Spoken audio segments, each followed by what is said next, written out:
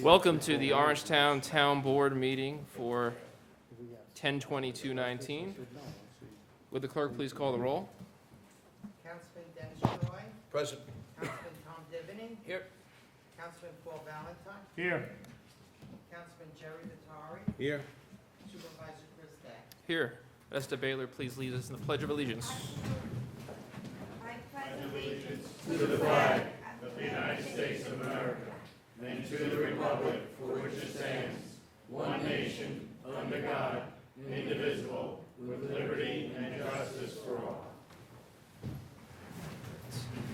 Thank you very much. All right, so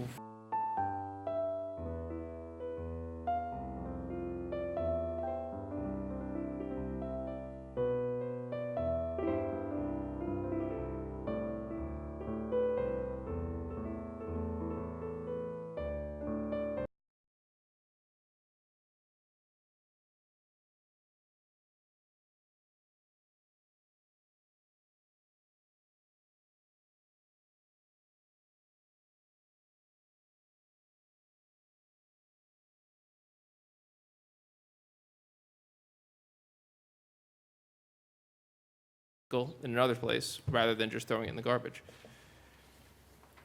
Friday, October 25th is the Orangetown Recreation Halloween Spooktacular at 6 p.m. 28th Annual Halloween Pumpkin and Costume Parade at Veterans Park in Orangeburg. The costume parade will be led by a favorite cartoon character. Pumpkin decorating there will be pumpkin decorating contests or participants involved. They have to bring their own pumpkin, but we provide the materials, and there'll be a conclude with a story, an alien story and science show for the kids. Friday, November 8th, our military banner program, and since we have a good turnout today, if you have veterans in your family and you want to purchase a banner to honor them, you might have seen them driving around. This is our first year. They'll be available for sale for next season. It goes from Memorial Day through Veterans Day.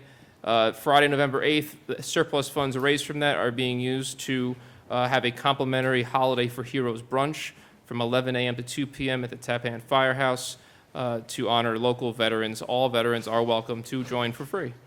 And we got a cool thing from Gary Sinise for that, which is nice. Sunday, November 10th, the annual Veterans Day observance sponsored by the VFW Post 1615, Raymond D. Miola of Blauvelt, honoring the men and women who served in the armed forces, will now be held as it was last year due to rain, but this year as a permanent change here in Orangetown Town Hall. I'll be there. I hope you will join as well.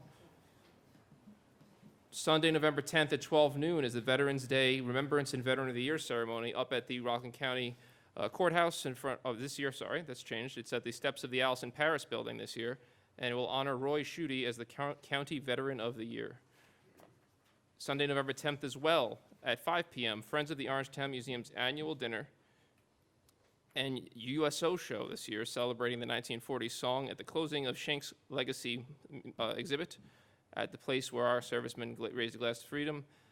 There's music. It's at the Tappan, the old 76 house in Tappan. Claire B. Sheridan will be the recipient of the Catherine Dodge Humanitarian Award. Please call 398-1302 for tickets and info. November 11th, Monday, Veterans Day service at 11 a.m. at the Tappan Memorial Triangle, sponsored by the Carl Schelin Post 1271 American Legion of Tappan. Okay, that's our announcement. Sorry, here we go. More announcements. Sorry. We're now announcing other hearings. Continuation of the public hearing from tonight for the preliminary adopted budget will be on November 12th at 8 p.m.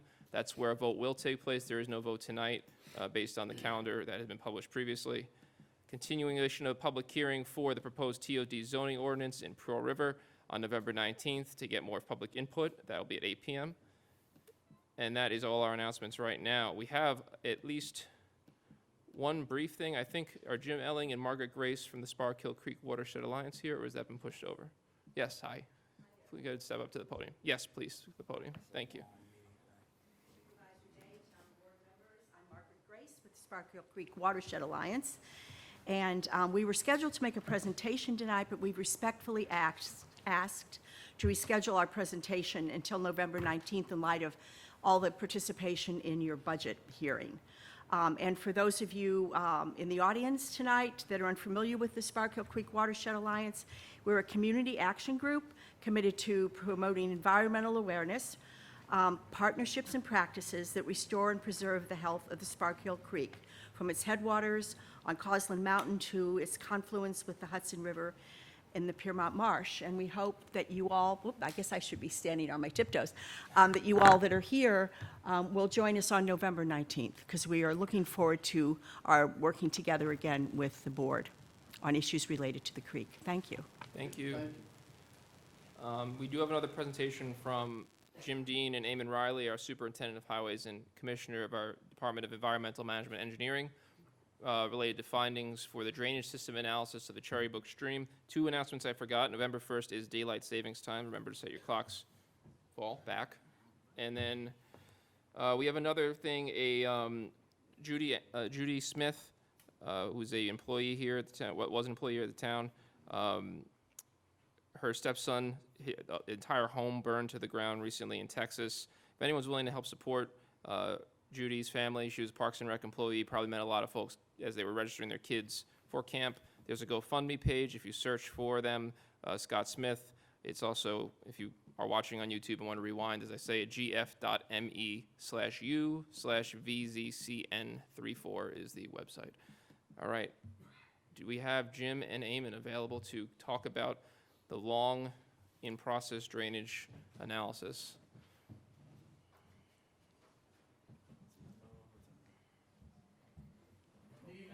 Eamon's on his way in. I just saw him.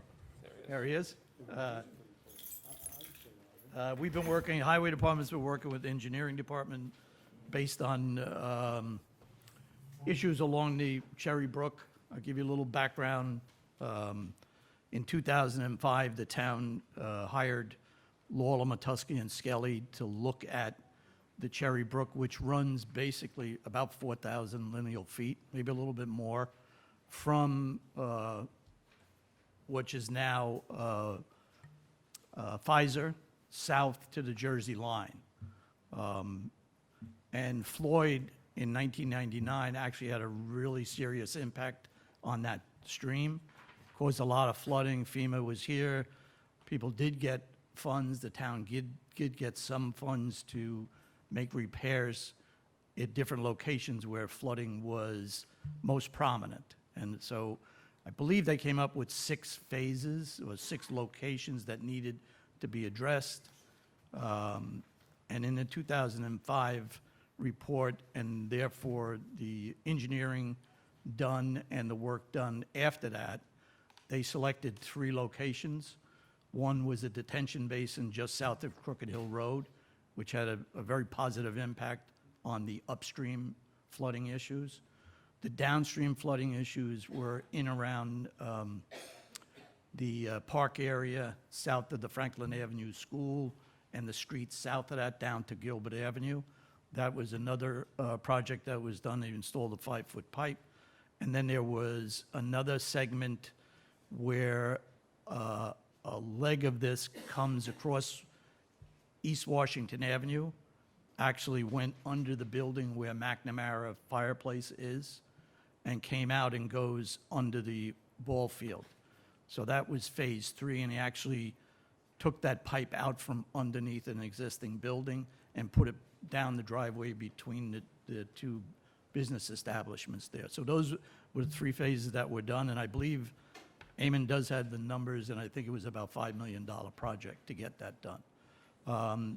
The area that is most concerned right now is Brightwood Avenue, and there's open ditch, still part of the Cherry Brook, which runs from different, just south of Forest Avenue, through Brightwood Avenue, through Bogart, and then goes back to a pipe underground south of Bogart. So there's actually about 10 properties that are adjacent to this open ditch. I went back through our reports. There was a reduction in downstream flooding with the installation of the 20-acre detention basin south of Crooked Hill Road. But there were some impacts still in that section from Forest to Bogart. What happens is when you get flash floods or really heavy rains, those open ditches fill up, and they actually go beyond their sides. A few times, it's actually come over Brightwood Avenue, and we had to block Brightwood Avenue off, but usually not for an extended period of time.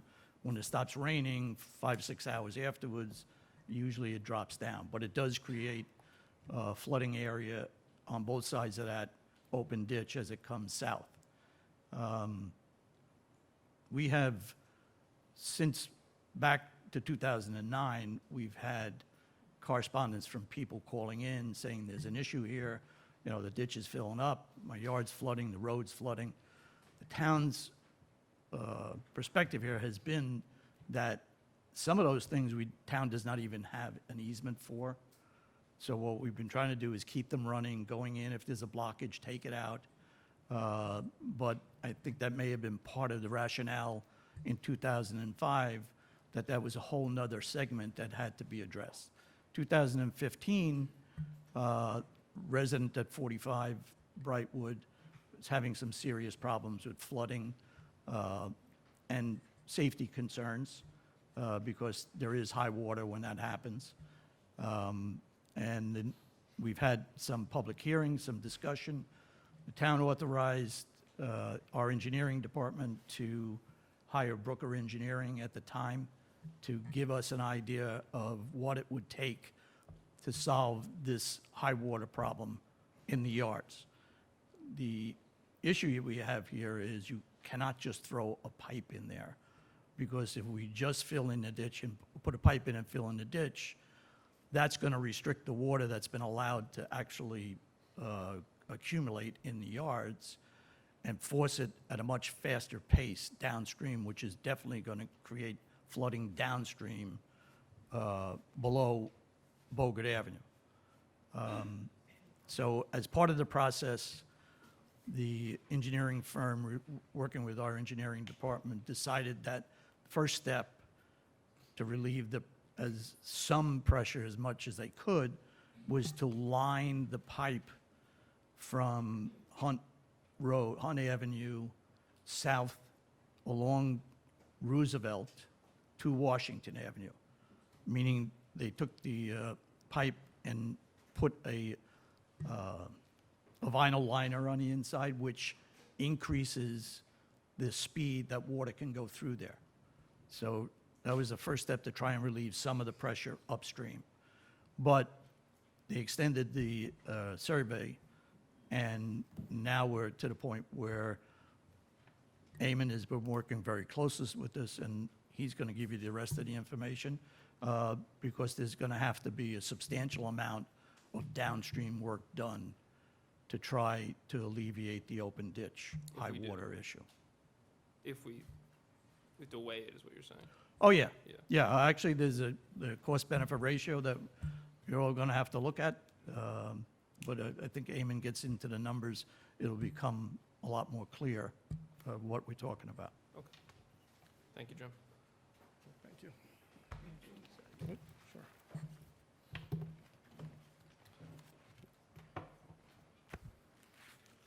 So the open ditch that Jim was referencing is between Forest over here, if I can get over there, Forest and to Brightwood down to, was that Bogart? Is that the next one, Jim? Or, yeah, Bogart. So the original intent of this project was to simply pipe in this run here, and that would alleviate the concerns of having an open ditch for those residents. Once we studied the hydraulics and the engineering, that by putting in a pipe, we increased the conveyance and the flow downstream, and we now have to make a lot of improvements from Bogart all the way down, ultimately past Franklin School. The existing pipes that are in the ground can't handle that additional conveyance as you move downstream. So the project that started off as, or the original intent and scope of, hey, put in 300 linear feet of pipe, has grown drastically to over 2,000 linear feet of pipe. It's one of the most densely populated areas in the town. The homes are pretty close to each other. And as you can see, the pipes are kind of going through people's backyards. There's about 20 homes that are affected from this, that on some of them we have easements, most of them we don't. I can go through the numbers of where the cost is right now, and that would be from just a construction standpoint. It does not include any property acquisitions we would have to do, any easement acquisitions, and any other improvements to people's property if they happen to have a swing set or a pool or something in the way that might have to be rebuilt. So from something that was originally intended to only be about 300 linear feet, as we move on, we can take this down to the next page. Where is it here? This is down by Franklin School. The blue is all existing, we don't touch that, but this is new here, and we'd have to pipe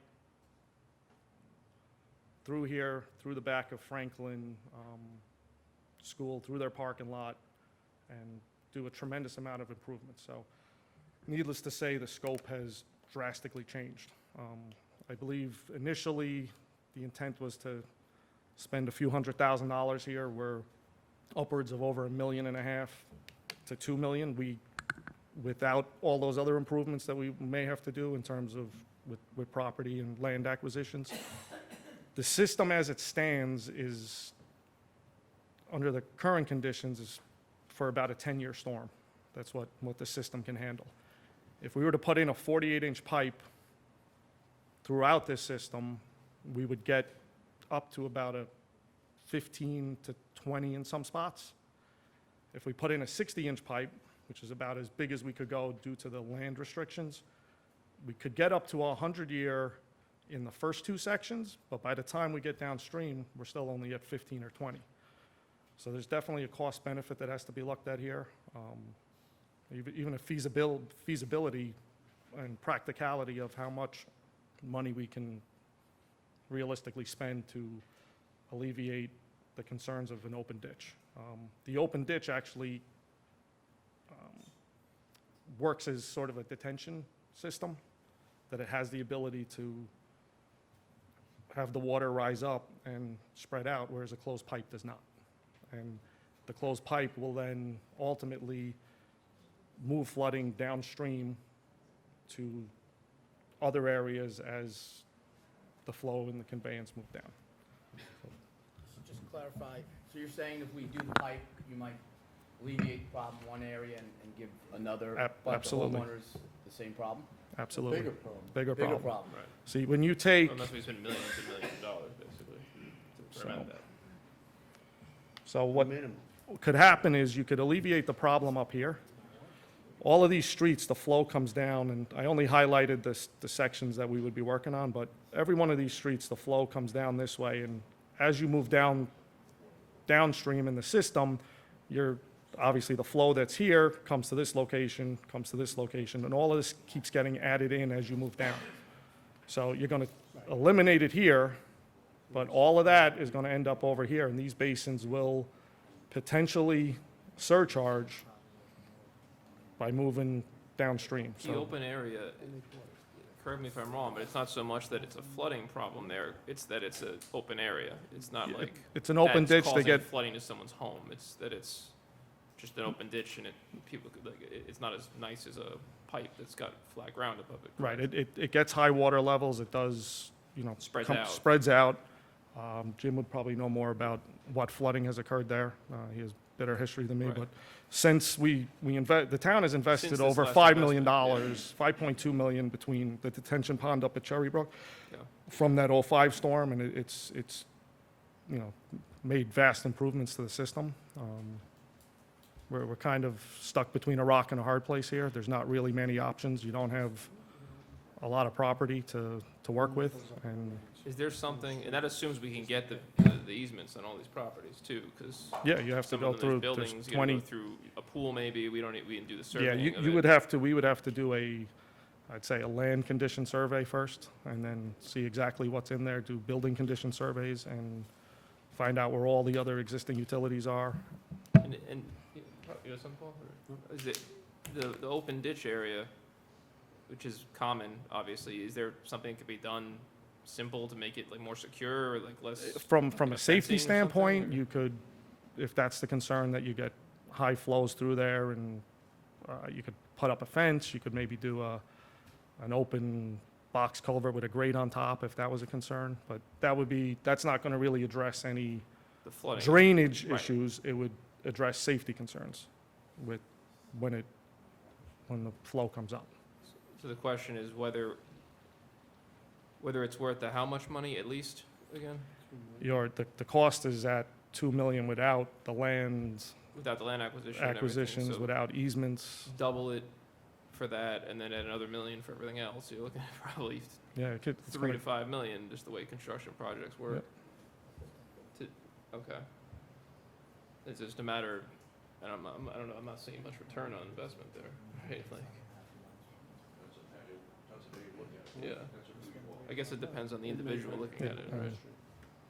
you're not getting much of for, Shifting. if you could get this up to the whole system, say up to a 100-year storm, Right. right, but you're you're getting not, up to you're only 15. getting, I you, guess, you could get this to potentially 100-year, but by the time you get down here, you're in 25, and as you keep moving down, you're 20, and then you're back to 10 by the time you get down to, if we spend $3 to $5 million, will that make sure that the property owners downstream won't have issues, or? no. All right, so we're basically transferring the problem from one set You of know, owners. you have a low, you still have only a 10-year, worsening it. 15-year storm as you go How down. much of a problem to the big problem versus not much of a problem to not much problem to someone else. Okay.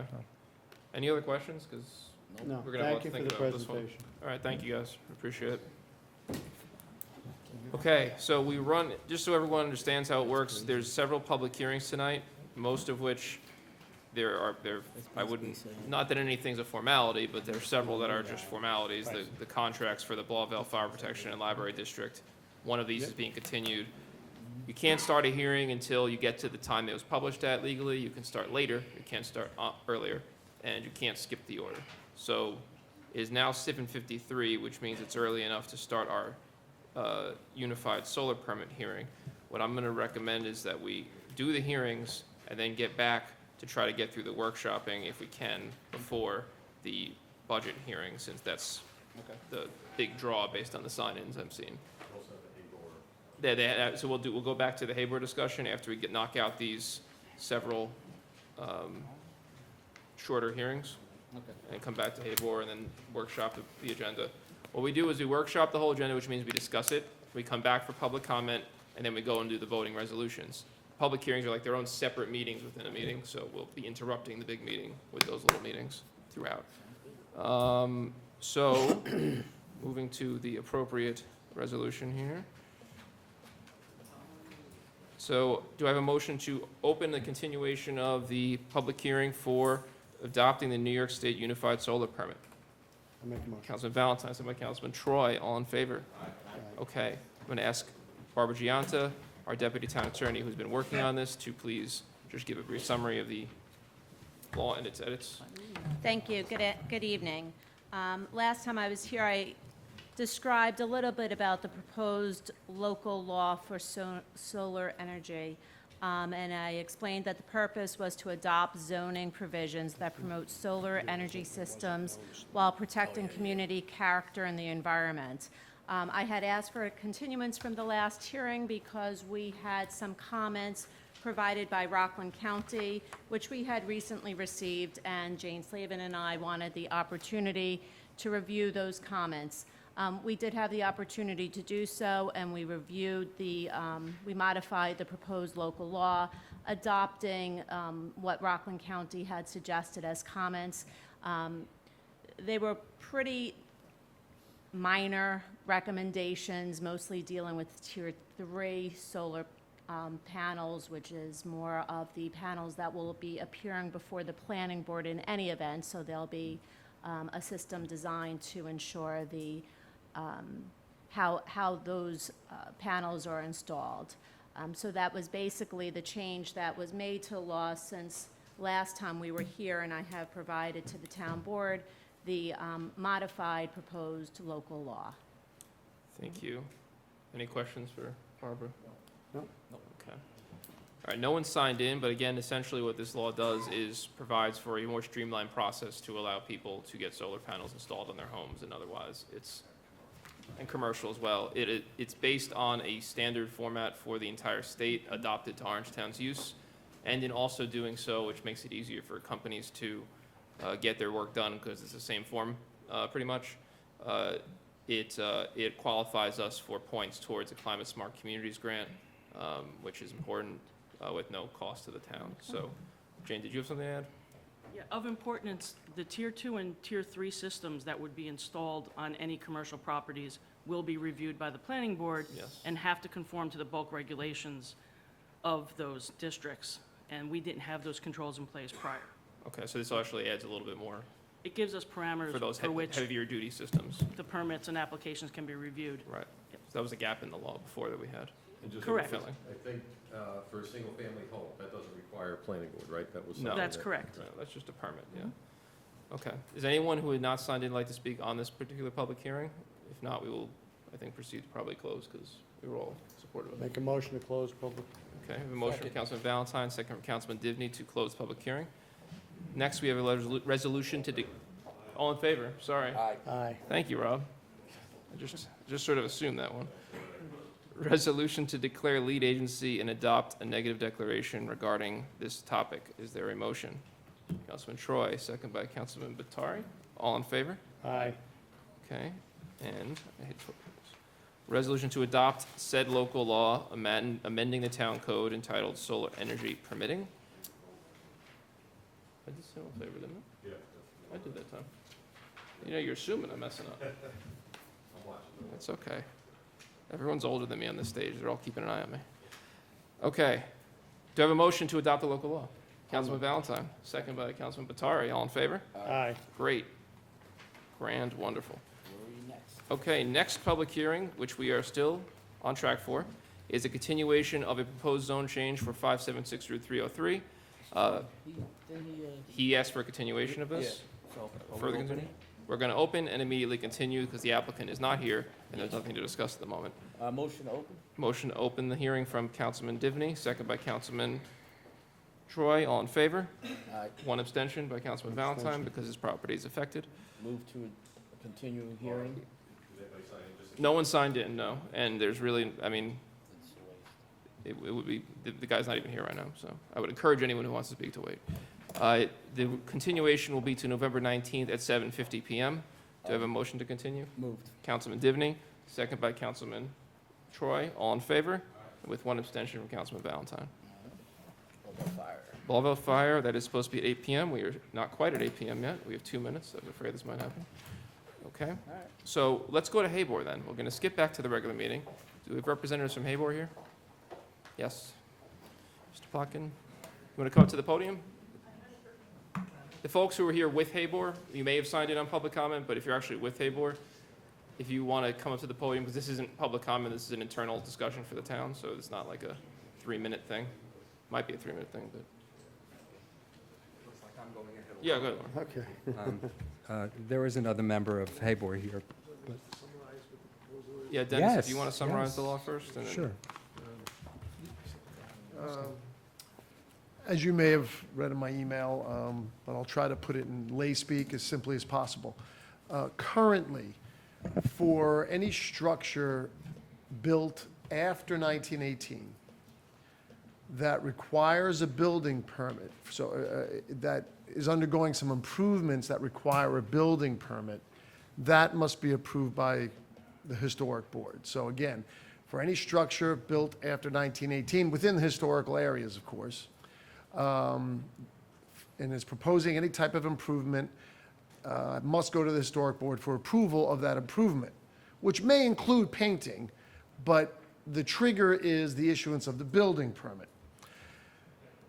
Just painting the exterior of a structure within a historic area, just painting the exterior does not, for a building that's built after 1918, does not require the issuance of a building permit. So therefore, the historic board does not need to approve the painting of that structure that's, again, built after 1918 in the historic areas. So that, I think summarizes the concern of the historic board is you're having, But then it doesn't, if you have gone and gotten the permit. that's the footnote. That's Okay. the footnote. The footnote, which was also in my email, is the only control that the historic board has now for structures that were built after 1918 in historic areas that are painting the exterior of the structure, the footnote is, if that structure had previously gone to the historic board for some other improvement, usually it's a physical construction type improvement that triggered the issuance of a building permit, needed to get approved by the historic board, went before the historic board, and the historic board approved that construction. There's a standard condition in every historic board decision, that is, if there should be any change to the exterior of the structure, that property, that structure must return to the historic board for approval. So unless the structure falls within that footnote, it does not have to go to the historic board to paint the outside of the house. So to try to simplify it even more, you have a home built after 1918, they want to paint their house blaze orange, they're in the historic areas, doesn't require the issuance of a building permit, therefore it does not have to go to the historic board, they can paint it orange, But, right now.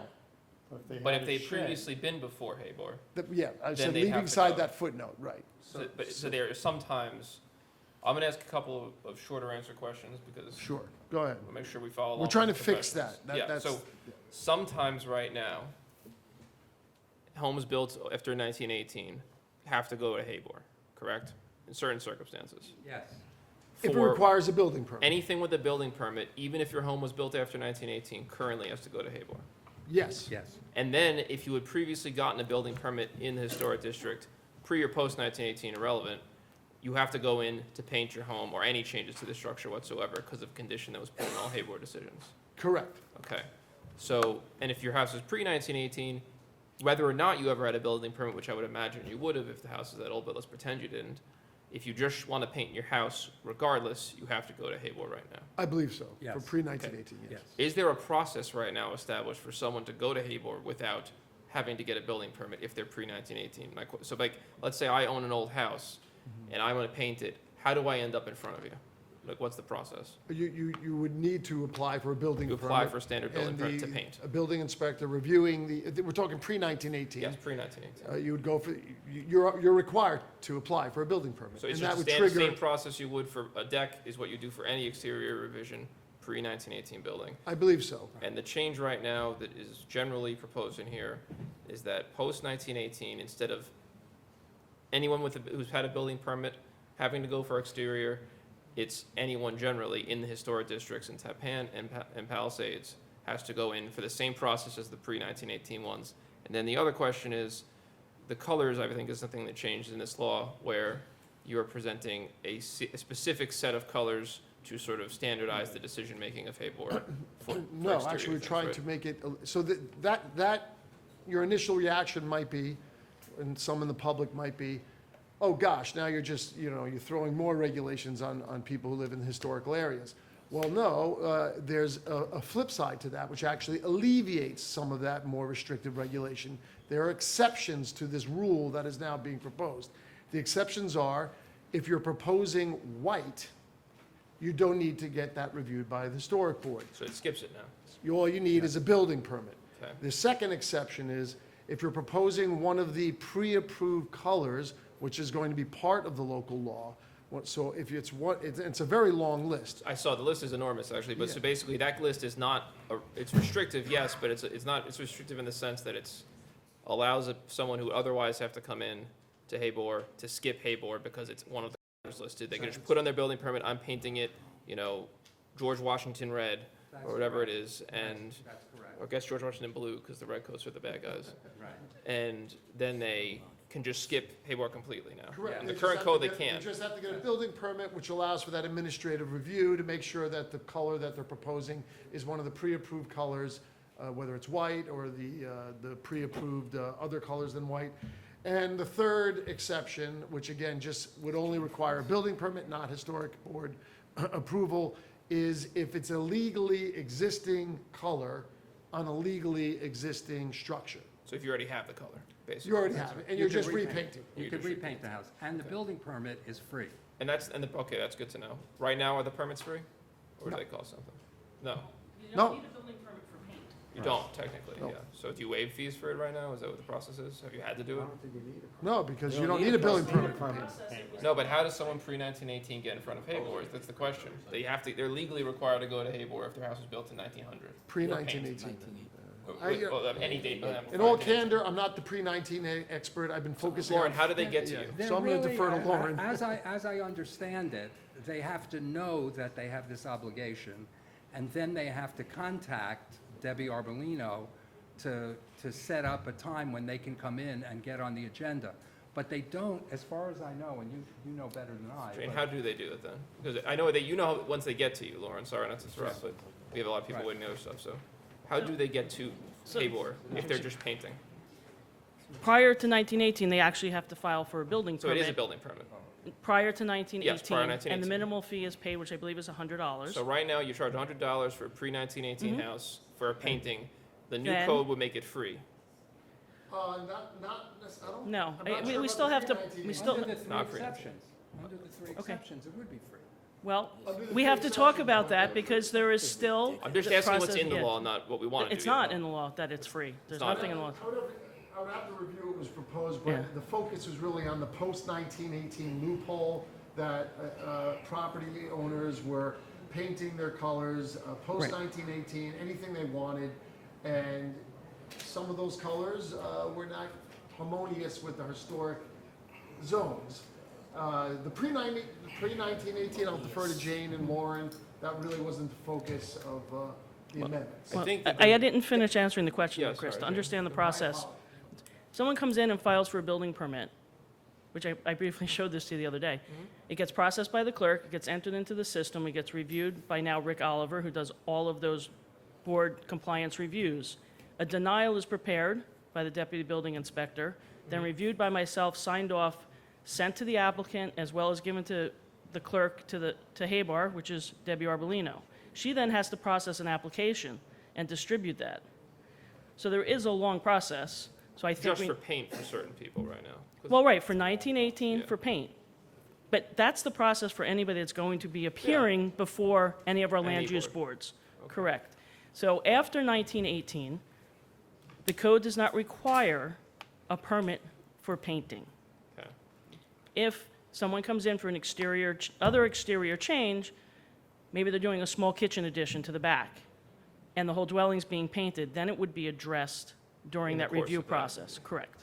And then, So you have a Go ahead, Paul. situation where some houses that are post 1918 have to go in for permission for painting, and other houses don't have to go in for permission for painting, and this would eliminate that disparity, so that those houses would all be treated fairly. Can I clarify Also, one I thing? want to stress that what we've Yeah. attempted to do is make so many colors available with this free building permit, which is what the law says.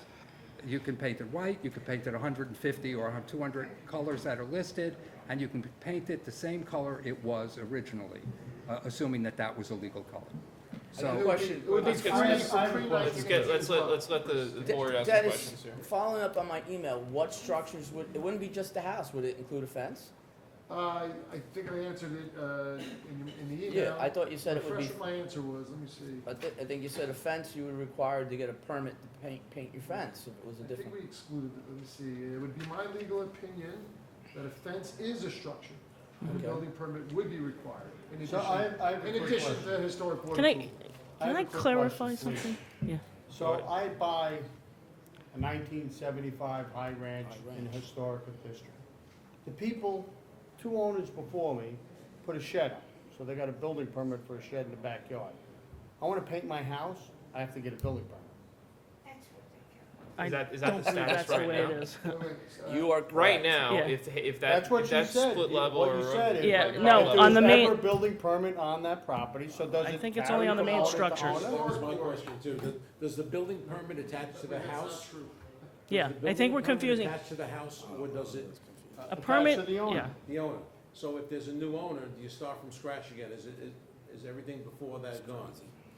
So your exception, your footnote, Dennis, your footnote said, if there was ever a building permit on that house. No, Where not the- building permit. If there was ever a Historic Haber board decision on the house. So, Okay, so, I went before Haybor because I put up a shed. right, assuming that needed a historic board approval. I'm in Well, a it does. historic area, Okay. I went before that, There's I a got a historic building board permit, I went decision. before Haybor. In all likelihood, there was a standard condition that's in every historic board decision as far back as you can recall. He's they're not all- answering the question. All right. Yeah, No, yeah, the answer to your question is, yeah, and the historic board decision says if there are any changes to the exterior of the That's the current structure, situation is the problem. including the shed, it would have to go back to the historic That's what board. he's saying. It would No, have to it's not. return to the historic. yeah, but that wasn't That's Paul's the footnote question. in there I think. before. No, Suppose the the person footnote is did not explaining, put- Another person put it up, sold the house. What I'm asking you is, does it attach to the house that you have to go back again? Decision runs with the land, Yes. yes. Okay, so it stays with the there's a little land. confusion, if I may, because the footnote that you put in the law describe, that in which with that scenario you're describing, where Not Paul, a footnote in the law, it's a footnote. the in the footnote in your email, I don't you're know. describing the current situation. So if that high ranch or bi-level, whatever you call it, had a shed, they got a building permit for it, and then in the future, that, right now, if they went in yesterday for the Haber to get approval for that shed, and 3 weeks from now, they want to paint their house, they have to go back to Haber because the decision says you have to come back in the future for any exterior changes. The exterior- So, that's the way it is now. Under the current law, how it's But not treated. under That's the By the issue. way, that's not what it is in the law, that's just That's the by- change. You're changing that. That's just custom and practice, thank you, Mr. Town. I mean, So that's what it is right now. So, if I may clarify, so you're saying if they got an You're approval for a saying- shed, Right now, And their somebody main had a high dwelling ranch, then would they have gotta to go go back? before historic If they board. do a new structure, they yeah, do. I don't think that's right. They don't something do I don't think it. that's right. There was a Everyone If will they, support if they did, they do, because it's in the decision, This they has got approval nothing for to from do with the structure. Code, Chris and James, this is nothing. This to is do- rulings of Habor. No, understood, It's but, it's the decision of the historic board customarily by their practice and tradition. They put a condition in every decision that if there are any changes after this approval decision to what has been approved in this decision, the property owner has to return to the historic board for Right. approval of that change, regardless of how many owners are subsequent to that. So again, I got a condition where I wanted a shed. Haybar gave me approval for a shed. I don't wanna do anything with my shed, I love it, it's the most beautiful shed in the historic district. But I do wanna paint my house. That wasn't in the previous decision, and I own a That's 1975 an excellent point, ranch. Paul. I would have to look at the approval decision condition, which is standard, it's copied and pasted into every decision, and may only apply to the improvements that were made as part of that approval decision. So Yeah. without looking at a decision in front of me here, which is really kind of no disrespect, it's a very exciting question, and it's a great academic debate, but it has nothing to do with what the proposed amendments are. I was just pointing out that right now, if someone wants to paint their house post 1918, they could paint it any color they want. And I put that little footnote in my email. Well, with hindsight, I probably shouldn't have put that footnote in there, because it's really detracting us and putting us on this No, it's, tangent but, that's- but Dennis, it's what it is. What it is that Habor is putting in their decisions, that if you get a decision from Habor, if you make any changes in the future to the color of the structure, maybe structures on the property, you have to come back to Habor, whether your house is a 1975 high ranch or a 1919 colonial, whatever it is. I So mean- that's what it is right now. to be honest, I don't know, what authority do they have to do that approval and make people come back? Like, under what authority, Dennis, is that? They're doing Well, these the decisions? historic board is looking at properties holistically, I guess, if that's the right But word. what's the authority to make them come back to Hayward? Is it a binding thing? It's because they're looking at not just the shed, they're looking at the house. But what's the authority? That's the The question. authority is the historic board's jurisdiction, it's in the local law right now. But they, don't they report to the zoning board? Aren't they? No, under- no, no. But to me, that, I mean, I'm being honest, I think that's going above what Haybor's supposed to do. They're making people come back to them, and if people wanna do improvements, they're making them come back to Haybor, which is creating another administrative level. To me, that just doesn't make any sense. It's changes to the exterior, and the historic board local But, law right now but addresses the I know exteriors. you're good at talking, but I think, to me and Paul, we just think that's like, that makes no sense, Dennis. It makes no sense to me. I agree that it makes no sense. The problem is, in my mind, I don't know that this law is in the form that they're just gonna get 3 or even 2 votes, frankly, in its current form, but the situation that Dennis is describing Yep. is right now what it is, It and is that is, what in it my is. opinion, a mess. So That is a something has to be mess. done, some version of this law, whether we take out stuff that we don't like, where we're extending the authority, has to be passed so we can standardize things in the historic districts a little bit and smooth out the process for people with these paint colors and stuff. Because even if we don't want to extend the authority to post-1918 structures, the current system, as we just confused everyone in this room over, Exactly. is a mess. But, and the That's other, my belief. the other problem. Wasn't there a thing where we were at 1943 before, and now we're up? No, it's been 1918. You got your wars confused. The other problem is, I mean, Jane as the building director already has a lot coming in to begin with. Now you're just asking her to do more permits. She's, in the budget hearing, she's saying she doesn't have enough people to handle what she has right now, and you're just throwing more onto her. Right? Me? No, No. this law, It's all you, Dennis. I mean, will or will not this I'm law just doing what increase I'm the told. number of applications? It's not a I mean, defense, you know Jane, that, right? you're gonna have more permit applications in front of you, right? All right, listen. It could possibly. Here's what I think needs to happen. Here's what I think needs to This ain't happen. going anywhere right now. This has been built out very well in the sense that it's a good coherent law. It may not be a law that will pass, but it was well written as a coherent law. I agree with having read it. I do think that we need to do something to fix this mess. I don't think that the current form is what should be done based on, 1, the feedback from the board, and 2, just, I don't think any desire to expand authority necessarily. So my suggestion is, we do schedule a public hearing, we don't circulate yet. We revise the law to something that is close to what might a final version be, take out the things that we've all talked about as being not what we want, standardize this process, clean up this confusing mess, and have a version that we can then actually edit and circulate to fix the Habor situation, because the Habor thing is not good in my mind. Not that your guys are good, the You guys Habor, doing a No, I great understand. job, So- but It's a may I- confusing may I mess, say essentially. just one thing about this? yeah, You don't want to have a building permit? It's fine. doesn't have to As be far as we're necessarily. concerned, you don't Yeah. need a building permit. It doesn't necessarily We have to thought be. it would be something that, or Ms. Slavin thought it would be something that would regularize it or normalize it in a particular way. She'll talk about it. But as far as I'm concerned, we are trying to streamline the system for situations exactly like the ones you're talking about. So if we can get the 3 kinds of free ride paint situation where they can take the existing paint, they could take white, they can take 150 or 200 other colors that would work for the historic board, then that doesn't need to be, they don't have to come to the historic board, they don't have to file a building permit as far as I'm concerned. We want to open it up so there is less of this and not more of it. And Okay. what you're If I could- saying. I think that's what Paul and I are trying to express. I If you- agree. If I Right, may, okay. if you Jane? think about our fence law, Yes, I'm That's well similar. aware of the fence law, actually. I just had to deal with it. you are, and we're going to bring it up every town board meeting I had now. to get a variance for a fence too, so it applies to everyone, the rules in this town. So if there are requirements that are clearly written within the code that don't necessarily require a building permit, then we have enforcement action to take if a White House all of a sudden is bright pink. Then we know. Right, because it exists. Similar to the fence. Right. It's not something that, no, we're not going to drive around and try to look for people painting their houses because by New York State Building Code, which is what sets forth the outline for what's required for building permits, painting is not a requirement. So you have your state code that sets forth the requirements for building permits, which the town boards adopted as part of the code.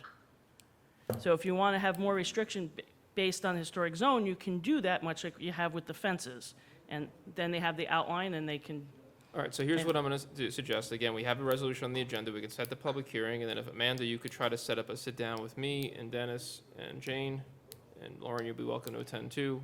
we'll get some of these edits into a form for the next meeting to circulate And I think at the next meeting. But we're gonna have to bump the hearing back a date, I think. December 3rd is the one I that, think it's gonna have to be I December. think we agreed, there was another member of your board who was here, and she, Peggy Ross. yeah, Peggy was she's the here. chairperson. December 3rd is the date that I think we agreed. That's good. That's the only way we'd have it ready The other- anyway, The so. other date It is on coincided with your the- November 12th conflicts with your board meeting. Okay, All so right. Okay, that's we good. will, we will Good. get, we will Thank vote you. for the hearing Thank you, today Mark. to set it, and then we'll do the edits, and we'll have them circulate at the next meeting, and we'll go from there. Thank you. December 3rd. Now we're gonna knock out these, what should be very, very, very brief hearings before the one that everyone's here for. We're only gonna start a couple minutes late. It's 8:20 was the earliest we could start, and it's now 8:20, so. Taking your attention to item 9 on the agenda. Do we have a motion to open the public hearing for the one-year contract for the Blauvelt Volunteer Fire Company? Councilman Valentine, Councilman Divney with a second, all in favor? Aye. Everything's been circulated appropriately, Ms. Clerk, Madam Clerk? The Blauvelt Fire District. Like how Okay. much better can you? Do we have anyone to speak on this to present, or are we just gonna, we saw the presentations already, and everything's in the budget. I don't think anyone's here to present. Okay, All right, so there's no one here to comment that I've seen signed in. motion to close. Again, this is all incorporated into the budget in its entirety, so you can talk about the budget. And the other one, motion to close from Councilman Divney, second from Councilman Troy, all in favor? Aye. Okay. We have a resolution for secret lead agency for the Blauvelt Volunteer Fire Company. A one-year contract. I'll make a Councilman Valentine with the motion for secret. Councilman Batari with the second. All in favor? motion. Aye. Then we have a resolution to approve that one-year contract with Blauvelt Fire Protection District. Is there a motion? Moved. Councilman Divney, second by Councilman Valentine. All in favor? Aye.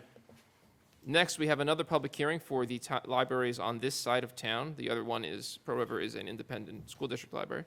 One-year contract for the Blauvelt, Orangeburg, Palisades, and Tappan libraries. Is there a motion to open the public hearing? Moved. Councilman Divney, second by Councilman Batari. All in favor? Aye.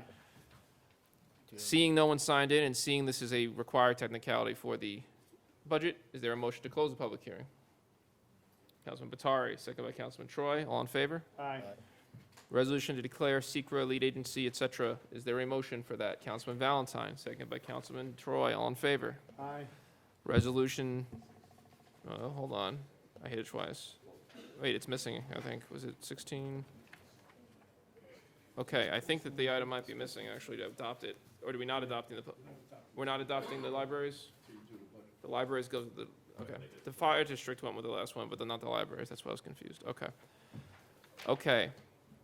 So, in order to have our hearing on the preliminary budget, we have to do the technical aspect of declaring this the preliminary budget that we have in front of us right now. So do we have a motion to?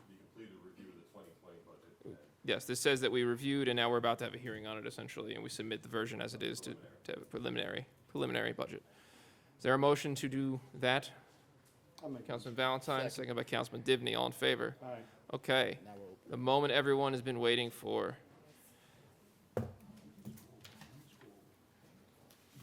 It's supposed to be today, but we're maybe continue it, at least at the end of the night.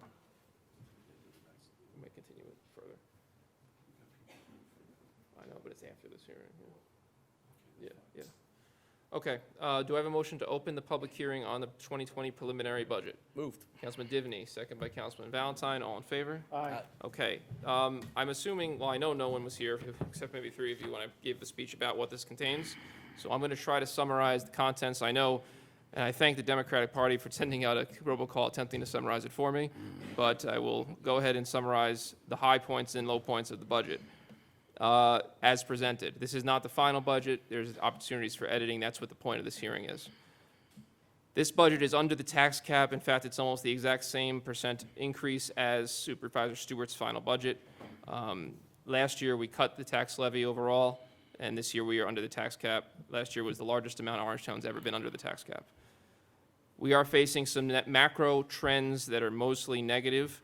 The national economy is slowing down, so building permits are falling off. We are not projecting increased building permit revenue anymore. We're being more conservative.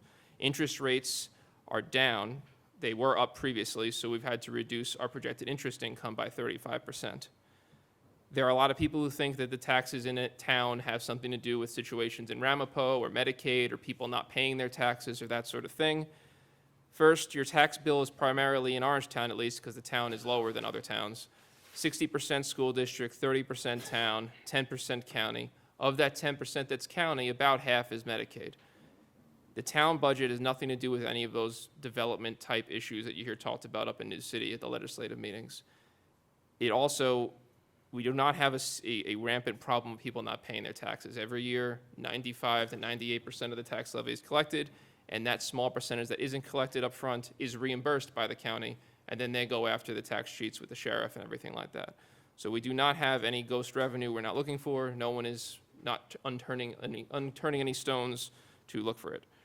We have budgetary pressures forced on us by the structure of government in New York State that are coming to a head. I believe will cause in the next several years an inability, personally in my analysis, to keep up with the tax cap. A 4.5% average aggregate increase in salaries, which account for 80% of our budget every year due to combined contracts and the steps and grades that occur with time and service for employees. So every year, automatically, our cost of personnel goes up 4.5%, and that is 80% of our budget. Our retirement costs this year have gone up 9.5%, which we have no say over whatsoever. Our workers' compensation and risk insurance, we are projecting at an 8% increase. Again, no say, and we've actually been able to get lower rates than most other municipalities in the area, thanks to the work of Jeff Bensick, our finance director.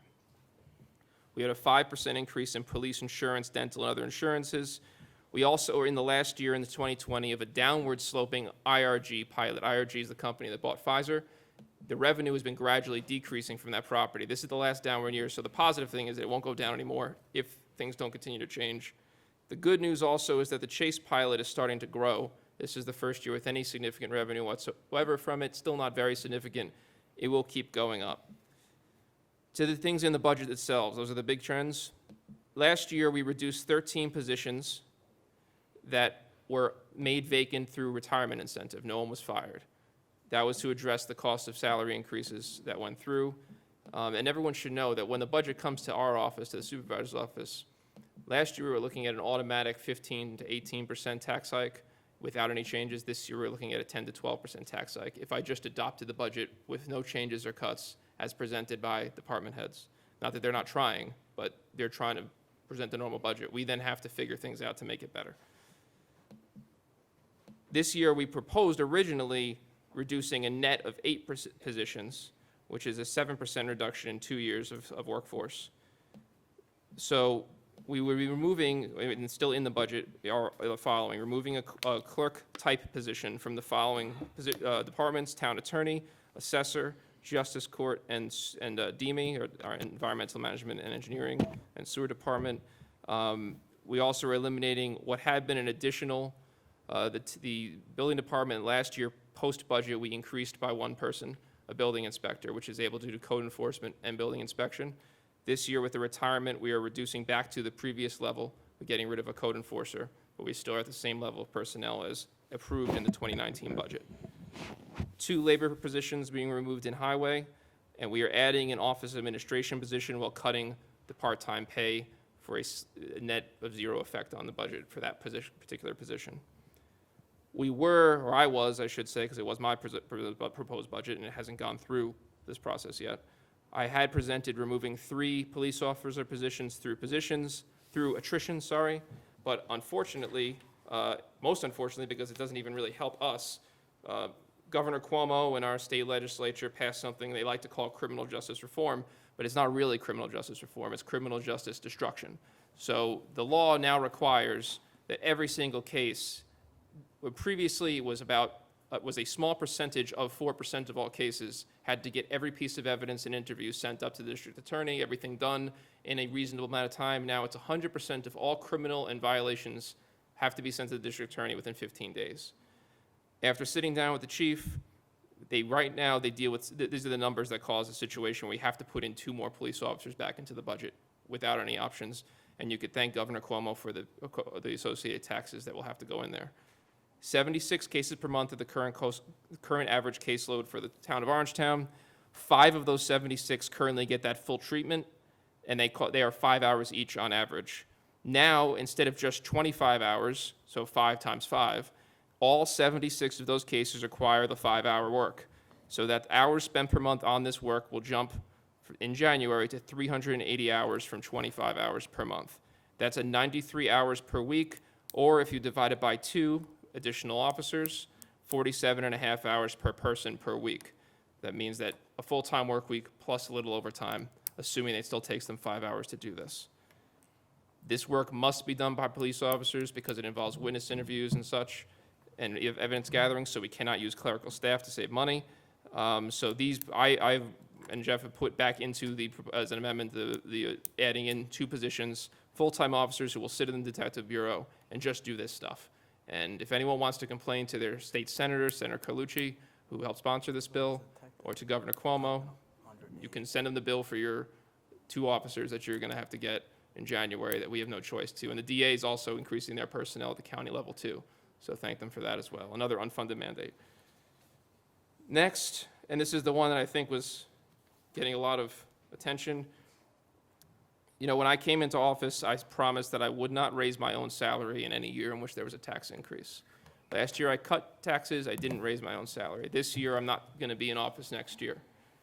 One thing I ran into when I realized, especially once we got the new candidates coming in for this year, is that the only people interested in this position of town supervisor particularly are people who have outside income. I've been able to do consulting on the side as in business and finance. The current candidates that came forward, one is currently drawing a state pension, and one has the ability to practice law outside in their own active law practice. The salary of the supervisor position specifically, and the salary increases across the board for elected officials, keep the highway department as the 4th of 5 highest paid highway department superintendents, so the 2nd lowest. The town council will still be the 2nd lowest.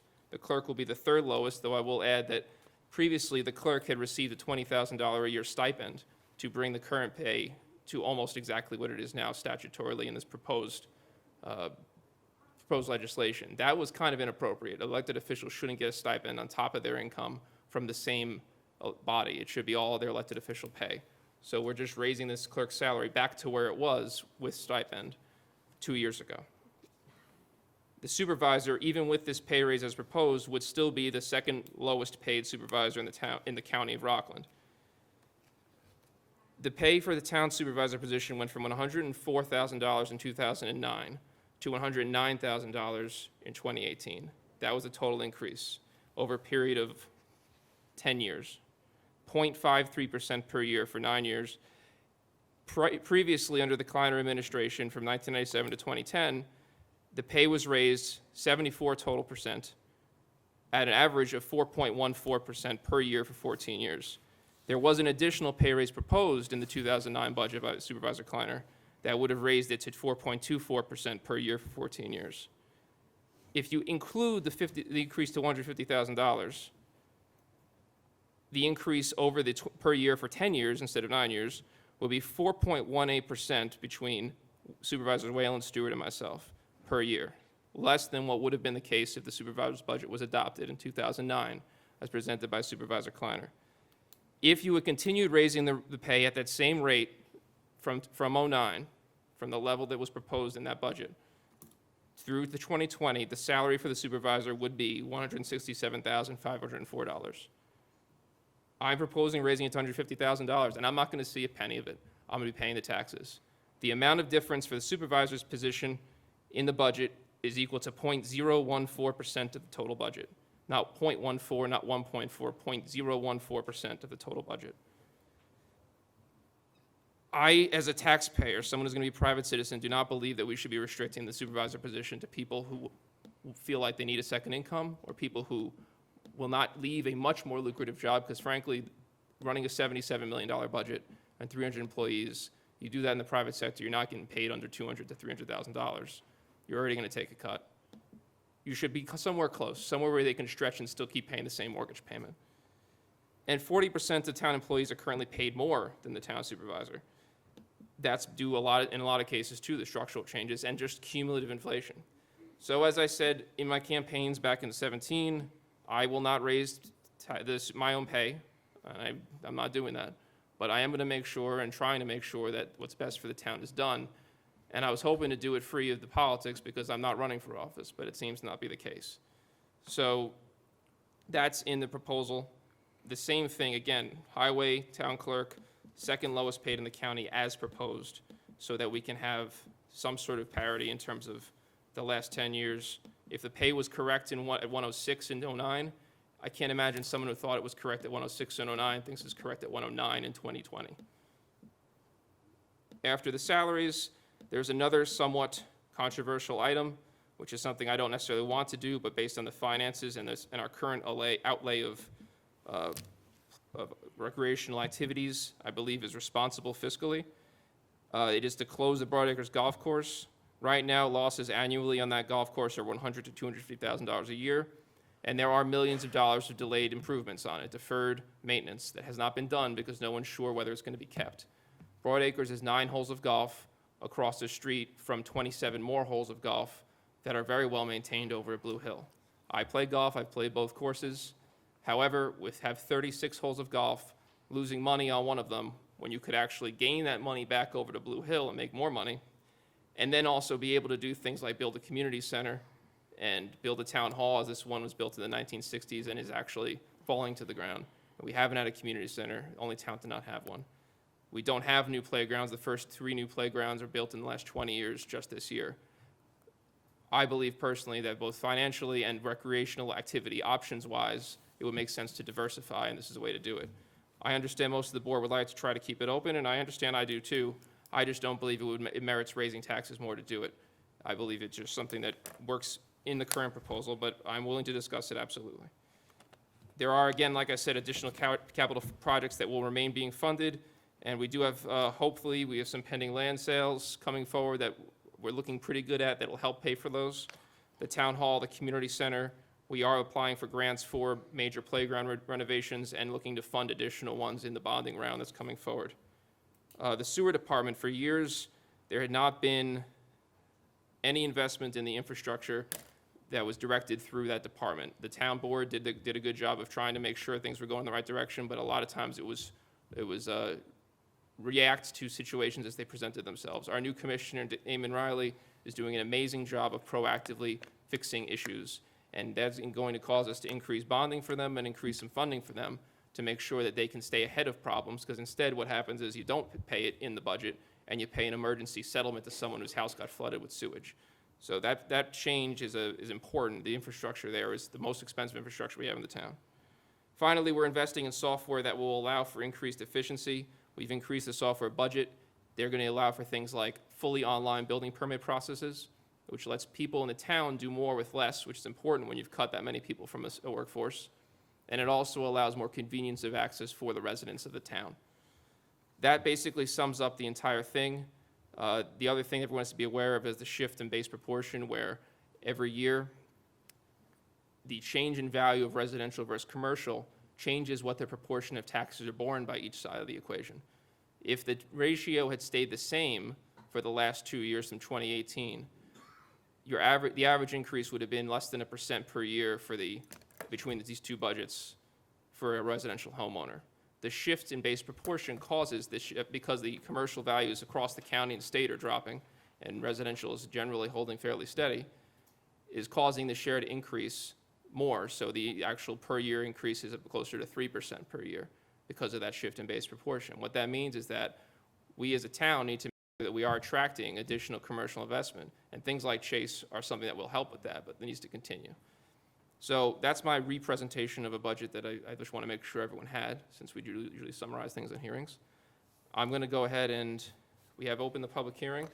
Reference our sign-in sheet here for the public comments. Yep. This is the preliminary budget one. I don't even think there's any. So let me just put in this thing here for the right time. You have, when you get up there, 5 minutes to speak. Normally, in public comment on any topic, you would have 3, which is right now I'm typing 5 into the timer, for those of you who don't know what I'm doing right now. I hit the wrong button. 5 minutes. This is why I'm talking and doing some of the time. There we go. Okay. So you have 5 minutes to speak. Generally speaking, we will not respond in sequence to questions that are asked. We can, but we generally don't. The topic is this budget. There will be an opportunity for general public comment later on. If you have something about it, please remember, this is, the goal of this session is to get people's feedback, it's to get people's thoughts, it's to see what you actually believe on it. It's not that anything has been done yet. So approach it from that perspective. If the bell goes off, if you got into 4 minutes, 59 seconds, and you're still going, and you hear a chime, please just wrap up that sentence and try not to add too many commas and semicolons, and then we'll go ahead and move on to the next person. You cannot yield your time to someone else. You cannot speak twice. This is designed to allow max participation without going into dawn the next day. Okay, so our first sign-in is Tom Kleiner of Spark Hill.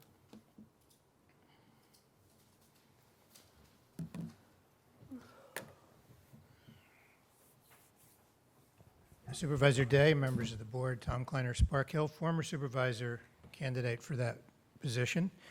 The supervisor's budget calls for the elimination of a code enforcement officer, the closure of Broadacres Golf Course, and an over 4% tax increase for 2020. It also calls for a $40,000 raise for the supervisor's position.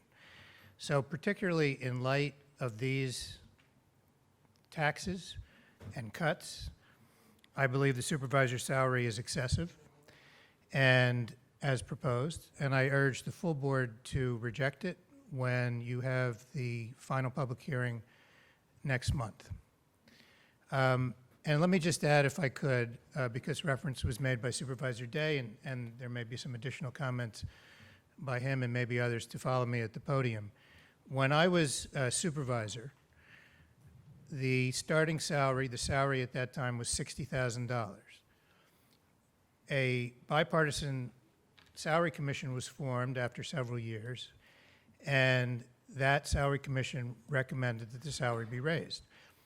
Over the 14 years that I was supervisor, the total amount of that salary increase was nearly the same as is being recommended for 1 year in this supervisor's budget. And finally, let me just say this. There was absolutely no plan that I'm aware of when I left office, Dennis was on the board, for any particular increase after the time that I was supervisor. There were inflationary pressures, high inflation during some of the years that I was in office, and we had to make the initial salary adjustment to make the position more competitive. And that's what we did. But there was absolutely no plan, nor would there have been any likelihood for it to increase in the amount that you suggested earlier.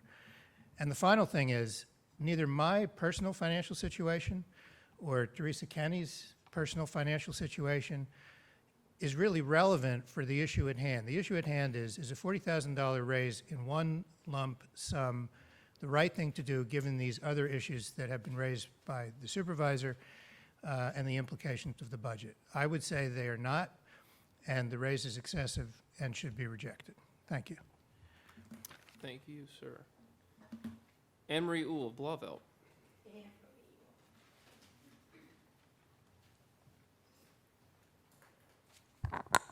Good evening. Thank you for the opportunity to speak tonight on the 2020 budget. As we all know, this is our opportunity to give you some feedback on the budget before you approve it as a board.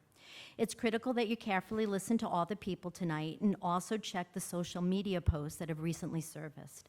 This will give a comprehensive idea of how the residents in Orangetown are viewing the budget. Like many online, I'm disappointed in the decision to increase the salaries of the elected officials across the board. I'm sure you have read the comments online, but what I would like to do is to give you some ideas that are out of the box to work with as you consider the budget and the proposed raises. First, I've advocated in the past that the supervisor position should be voted to be a 4-year term instead of a 2-year term. The supervisor performs the day-to-day operations in the town. It must be difficult to try to put forth an agenda 1 year and then gear up for an election in the second year. It makes it difficult to feel like you can formulate a long-range strategic plan. With this in mind, an incremental raise over a 4-year term can help to alleviate the supervisor's salary at a pace that's more commensurate with raises instead of a large increase in 1 year. I also believe that the town council seats should only be 2-year positions. Town council is a part-time job and operates as a governance board, not a day-to-day operation. More about that role of the town board in my next point. And while I'm totally reconfiguring the board, I might as well also mention that there should be term limits for all elected positions. I believe Clarkstown has already passed this. It would make sense to speak to Clarkstown to see how this has happened and what they had the reasoning behind it. I'm even going to go and take a further step. I would boldly like to suggest that the supervisor position not be an elected position, but an appointed position by the town board. I'm not sure how this plays out in election law, but I think it's something worth considering. I think a reasonable contract for a supervisor should be 3 to 4 years and be renewed when appropriate. This would then open a 5th council seat in place of the supervisor's vote. What does this accomplish? First, it allows the town board to seek out individuals that will perform the job based on qualifications and town need. It opens the possibility that the town board can set a salary that will attract highly skilled applicants. Essentially, it takes the politics out of the decision-making, and the supervisor can present to the town board the best possible budget each year. I feel that by adding this large increase for the elected officials across the board and raising taxes is not the best way to accomplish any of the budget goals this board is trying to achieve. These higher salaries will be in place past 2020, and I fear that we cannot sustain such a quick jump in such a short amount of time. The supervisor that creates the 2021 budget may have to raise taxes again or cut needed resources to keep the salary at this level. When you add in full-time medical benefits, which always go up, this can be very difficult to balance the budget moving forward. I sincerely hope that you take in consideration all that you have heard and that you read the online comments before you make the final decision for this budget. Thank you. Thank you. Joe Rafter, Pro River.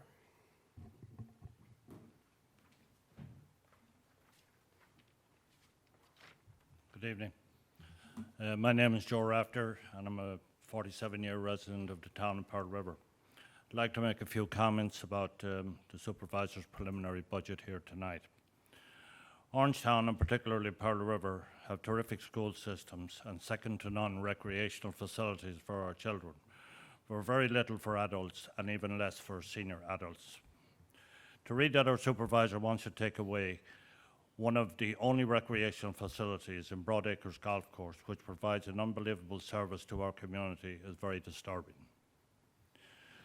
Are you aware of some of the incredible things that Broadacres Golf Course provides for the community?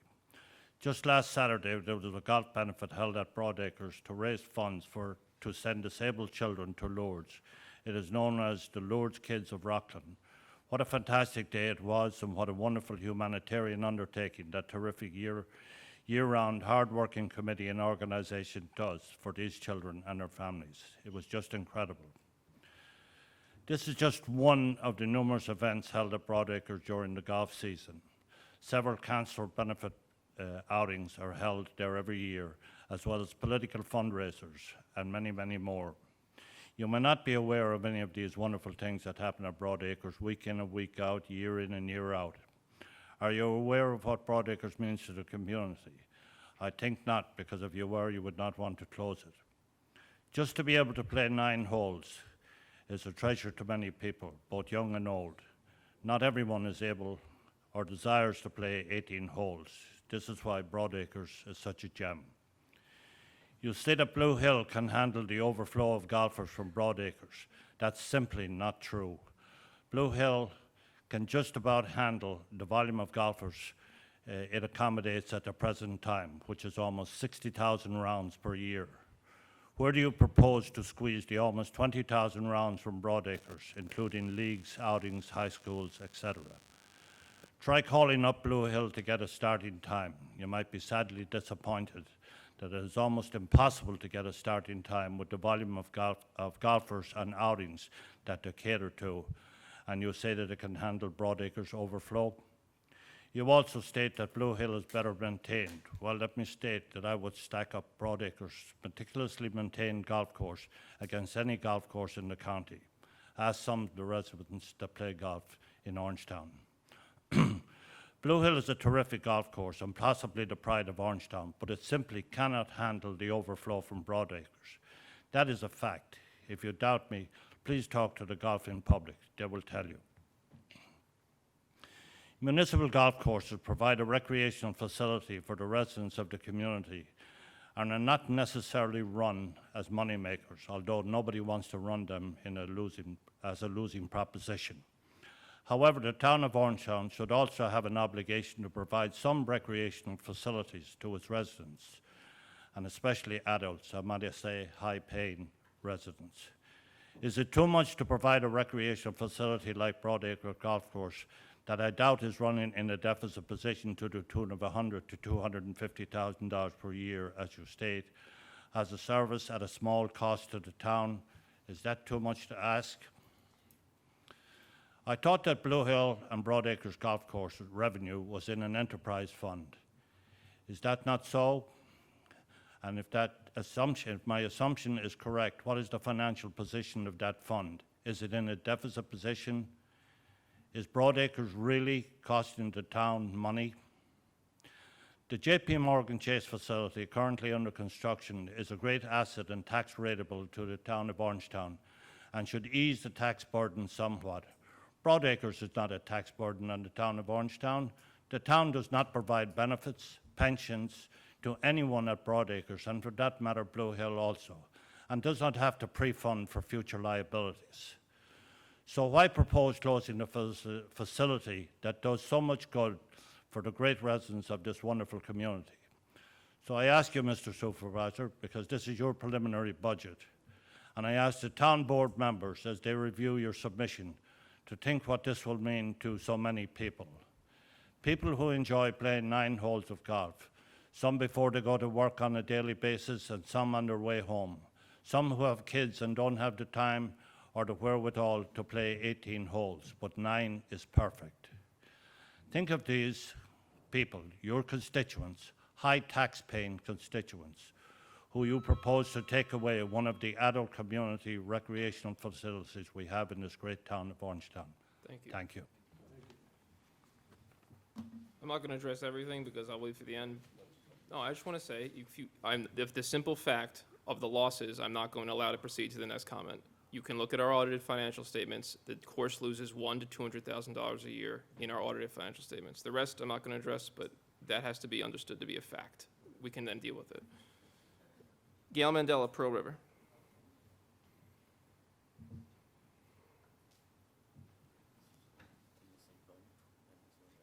Good evening. Thank you for giving me this opportunity to speak to you. You may not believe it, but I'm one of the seniors that Joe just referred to.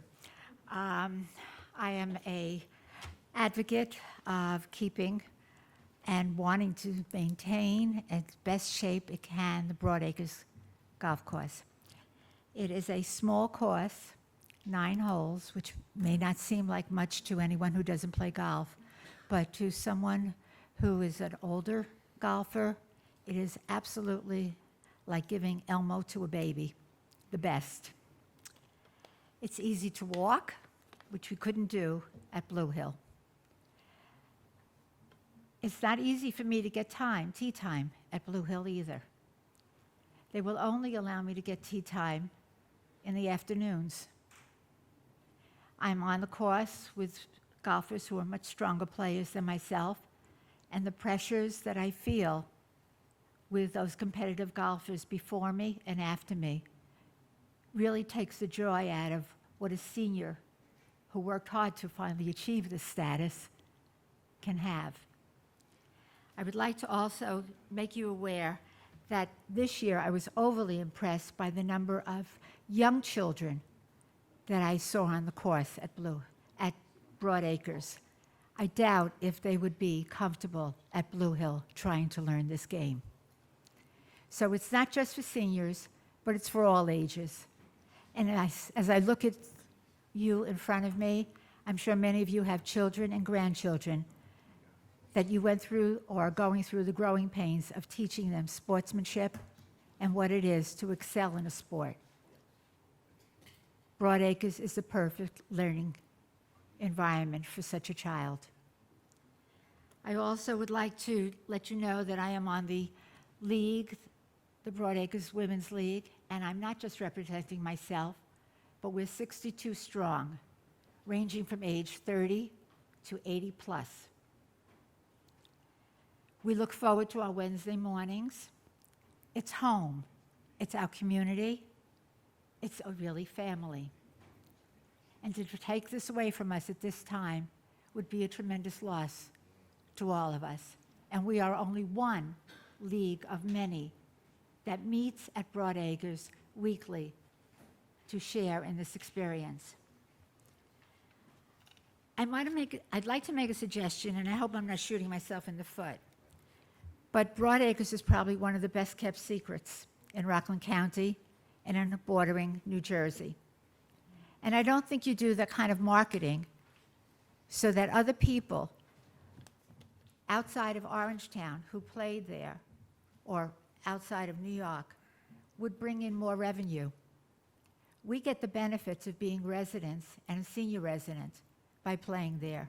But if money is what this is coming down to, which I find it hard to believe, I really feel that maybe we need to market ourselves and get more people to play there and to enjoy what our Orangetown's residents are enjoying at this point. Our demographics are changing here in Rockland County. You're getting more seniors moving in. 2 years ago, I heard about a recreational center that was supposed to be built on the property of Rockland Psych. What's the status of that? Where are our seniors going here in Rockland, in Orangetown in particular? We're not keeping abreast with the other towns in Rockland. They do have senior centers. And I think it's something that needs to be looked at and hopefully can be included in the future budgets. But for now, it would be really a loss if Broad Acres was not there for us next year. I ask you to dig deep. You have parents. I'm sure you have elderly members in your family who have worked hard to reach retirement age and would like to be able to enjoy recreational sports such as golf. I have to agree with Joe. I was there on Saturday when he mentioned the charitable events for many different organizations in the county, as well as mostly Orangetown. Just stop by when one of those events takes place, and you'll see how much this does for this town. So when you're in there crunching the numbers, we're really a small piece of the bigger pie. And if you could just see your way clear to give us this opportunity to stay there. Thank you. Thank you. And since it's a relevant question, the senior center, community center, is in final design stages right now. So it is progressing forward. The town board supported that. Next, we have Teresa Kenny of Pearl River.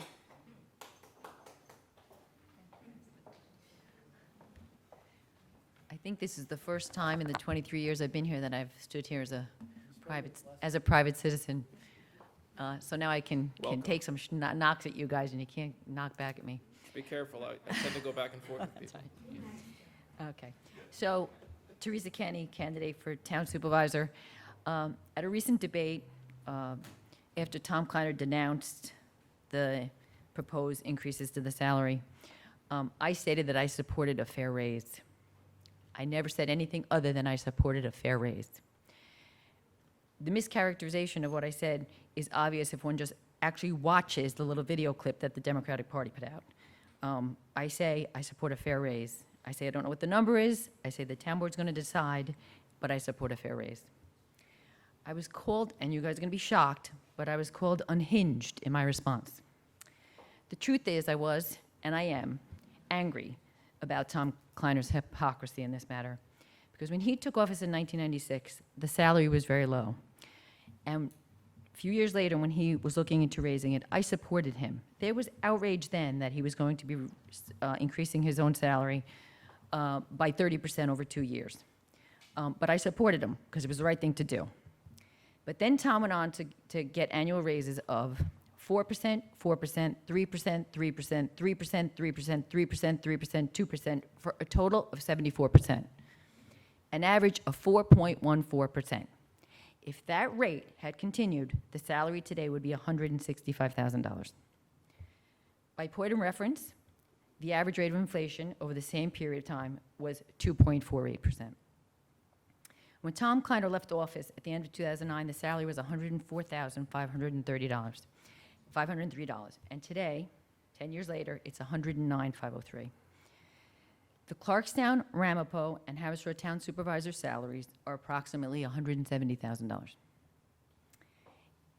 Not to repeat what Chris already said, but in 2018, 118 out of the 255 give or take employees in the town made more than the town supervisor. Again, this is not to knock our hardworking employees. They have overtime, they have seniority, they have longevity, but it's to say that the supervisor's not making enough money. Tom Kleiner, if he wins, he'll be receiving a taxpayer fund pension of over $73,000 in addition to his salary. I don't begrudge Tom that. He worked for it.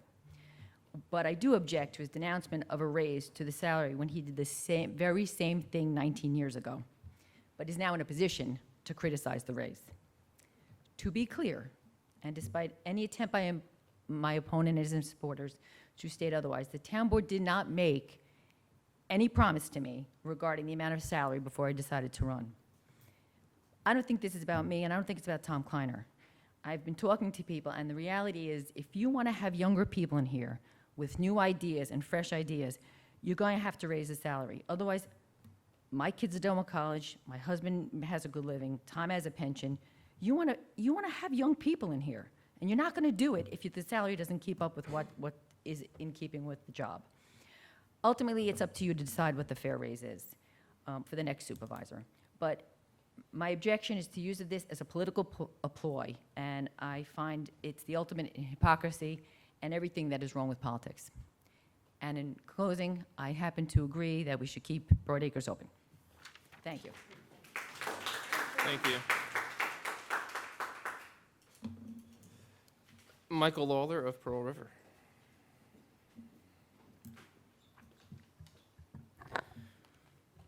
Good evening, Michael Lawler, Pearl River, also the Deputy Town Supervisor.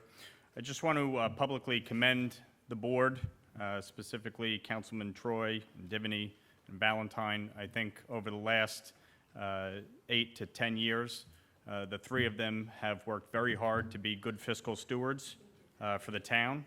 They've worked very hard to keep taxes down and to keep spending in check. And Councilman Batari and Chris Day, in joining with them, have done the same. And I think this board, this current board, has worked very well in a bipartisan way. They've been thoughtful. They've worked together. There's been comedy. And it's unfortunate that Mr. Kleiner, who has nothing to run on, and said numerous times that he would not have run against Chris Day had he run for re-election, is trying to exploit this issue for his own political gain. He's a hypocrite. He raised taxes 102% during his 14 years, and he increased his own salary 74%.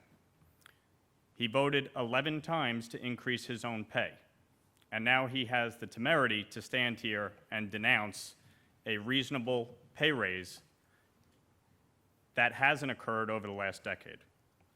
In addition, Mr. Kleiner, I also worked over in Westchester County, and Westchester County applied for what is known as a 211 waiver, so that you could receive your taxpayer-funded pension and a six-figure political patronage job over in Westchester. And in the application, the County of Westchester, under County Executive Latimer, stated that they couldn't find anybody else to do that job.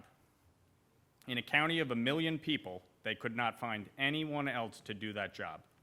You and I both know that's nonsense. Should Tom Kleiner win, he will be collecting 2 paychecks, a pension and a six-figure salary, both funded by the taxpayers of Orangetown. The salary should go up. Ultimately, the board will make a decision based on feedback, based on what makes sense within the budget. and make a decision. And I know they will do what is in the best interest of the town. Anne Marie, I just want to say, I've always thought you are a very thoughtful and sincere person. I appreciate your comments. I think there are some areas of agreement in things that you said. And certainly in our dual roles as party leaders, I certainly would be happy to work with you on those issues. So I thank you for the time. Thank you. Okay, thus concludes the folks who signed in. Now is the opportunity for anyone who hasn't signed in who would like to speak. Yes? Ed?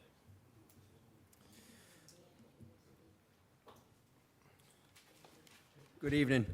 Ed, I'm you actually okay? here for another reason, but I just want Might you as to talk. well. Why not? You might as well go. You're here. Go ahead. I'm not going to be 5 minutes.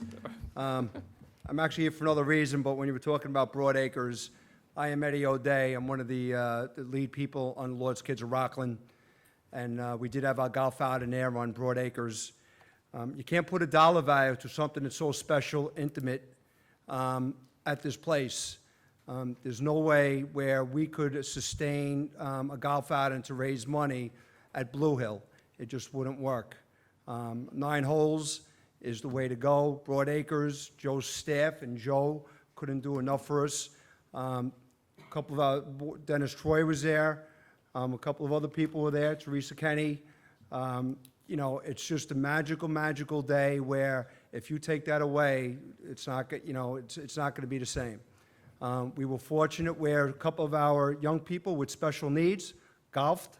They did the 9-hole golf, which is, enough for their 9 holes is perfect for them. So I'm asking you to please take a better look at it, because sometimes a dollar value and, sometimes you have to go like this and say, you know what? Broad Acres is a very important part of the town of Orangetown. If the golf course is open, I invite you all October 17th, 2020, because that's our next golf outing, where you come and see the magic that happens that day, because it's not going to happen in any other golf course. So again, we're taking 3 young people this year to Lourdes, France, Easter week, which is a special pilgrimage for them. Many miracles do happen where they're without their parents, and without this golf outing, we would not be able to take them there. So last year we took 6 kids, this year we're taking 3 kids, and we're already planning for 2021. So again, Broad Acres is a very important part of Orangetown, and I invite you all, October 17, 2020. If you don't get it in the mail, just come, because it's going to happen. Thank you. Thank you. Lord's Kids of Rockland is a special organization in this town, and we've all attended their events, and we thank Eddie for his hard work for those kids in every place he does it. Anyone else who would like to speak on the budget specifically? Sir, behind the gym. Yeah.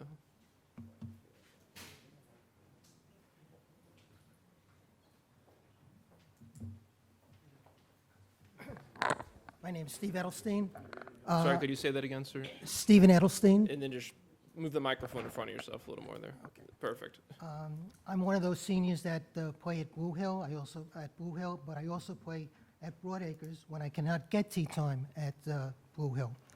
I'm not going to extol the virtues of everything else that everybody else has commented on why Broad Acres is such a wonderful place to play. You had indicated that the salary of the supervisor is an infinitesimal amount of the entire budget. It's $150,000. You're saying that the loss that that Broad Acres on a yearly basis is between $150,000 and $200,000. That would also be a very small and infinitesimal part of the budget.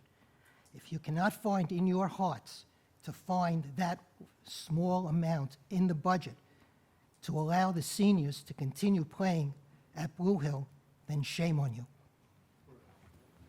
Broad Acres, yes, but thank you. Okay. Jim, did you had your hands up? Highway Superintendent Jim Dean for a rare public comment appearance. Bringing the lefty from the... Rare, okay. My name is Jim Dean. I live in Pearl River. I've been living in Orangetown for the larger part of my life. I've been here, actually, I think I'm trying to figure the numbers, wouldn't do that, 68 Jim. years as a resident in Orangetown. I've been a member of the Orangetown Highway Department for the past 62 years. I was in operations for 40 years. I'm now very fortunate to be the elected superintendent of highways, and this is my 22nd year, and I'm running for my 12th term. Just a background of what I do, I'm actually build, develop, and administer an $8 million budget for the highway department and an additional $1 million for traffic control and recycling.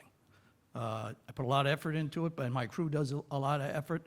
We work hard at it, and I think we do a good job. We've won national awards, regional awards, local awards. Most people believe, and I hear it, that the Orangetown Highway Department does a good job, always dependable. We provide over 42 services that include emergency response, regular quality of life issues, picking up brush, picking up leaves, doing basically the things to help people enjoy their life in Orangetown. And we do a lot of road maintenance work that saves substantial money for the town that really isn't seen. However, since I've been a highway superintendent, we have never been over budget, and usually we're under budget. Evidenced by the fact that there's a $2.3 million surplus in the highway funds, which helps very much the town of Orangetown to keep a good credit rating and to know that even if we have a big emergency, the highway department is not going belly up. We know what we're doing. I say that because this discussion about pay raise is disturbing. Because we've had this for a long time, we finally have a supervisor and a board that has looked at this and understands that as much as I love this job, I'm probably not going to be around too much longer. And how are we going to entice somebody to come and work here for minimal wage? It's, as you put the numbers out, there's a substantial difference and a devaluation of this position in Orangetown compared to other communities in Rockland County. And we need to be competitive if we want to get people here. And I believe I deserve the raise. I've submitted raises for a number of years with the idea that we should do a little bit at a time, but there never seems to be the right time in the budget. But I think this is the right time. We need to do this. What you find is if you just take the average of the 3 largest towns in Rockland County, and Supervisor Day pointed out those issues, the 3 largest towns in the county, the salaries range from $167,000 to $109,000. That's where I am. Actually, $106,000, I'm sorry. I got 3,000 on you, Jim. Right, already, yeah. Which is an average of $150,000. With the $130,000 that I requested, I'm still $20,000 less, and we provide a hell of a better deal here in Orangetown than most other places. And the way I came up with the $130,000 was that for the last 2 contract negotiations, if I had just gotten the same rate that our civil service employees and contract employees got, that's where I would be.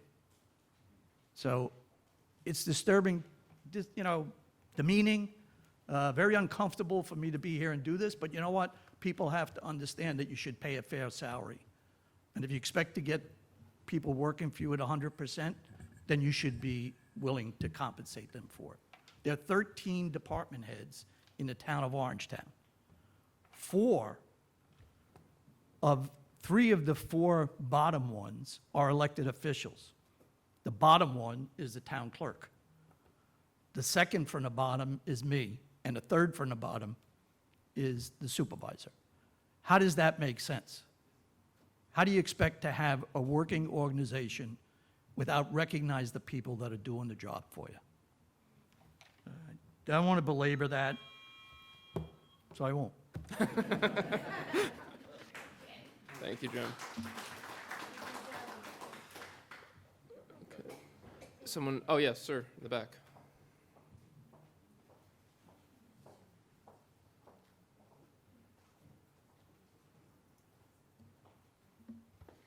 Hi, I'm Larry Vale in Tappan, and I guess I've lived here a little more than half of Jim Dean's time here in Orangetown. First, I just want to make one comment about the hearing that I walked in on when you were here. I appreciate the board's attention to the hay bar issue. It's really important, and thanks for kind of sort this difficult thing out. As far as the budget thing, thank you, Supervisor Day, for, I think that was a very good summary, and it kind of put everything for anybody that wasn't familiar with the budget. And, you know, I don't blame you for saying a couple of things that might be considered political. I mean, this is the real world. But remember that, and it is possible that Governor Cuomo has caused us a lot of trouble. I could believe that. But I also know that he instituted the 2% tax cap. And whether all the political parties would like to admit it or not, I think there's a lot of appreciation for that amongst the taxpayers of this town and probably all the towns in New York State. So that's the difference between where we stand now and where we were, say, when I moved here. They would have an 8% tax increase, and everybody would crow about it, how wonderful it was and how low it was. So I think things are difficult, and I know that assembling one of these budgets is not an easy job. But I want to disagree with you on two of the premises that you have. One, you said that 80% of the issues is salaries, and that's obvious. There's people working in the town. They have to be paid. They shouldn't get zero raises. But I don't know of anybody that gets, without a grade change, a 4.5% raise on a regular basis. And if that's the place that the board finds themselves in, then somebody has failed along the way. Maybe you can't correct it this year, but it's a problem that, as you know, is accumulative. For instance, we were citing approximately that same much. You were objecting to it as what Supervisor Kleiner got over a 14-year period, I think around 4% or whatever the number you quoted. So that's what you're giving the whole town employees. Then there's a problem.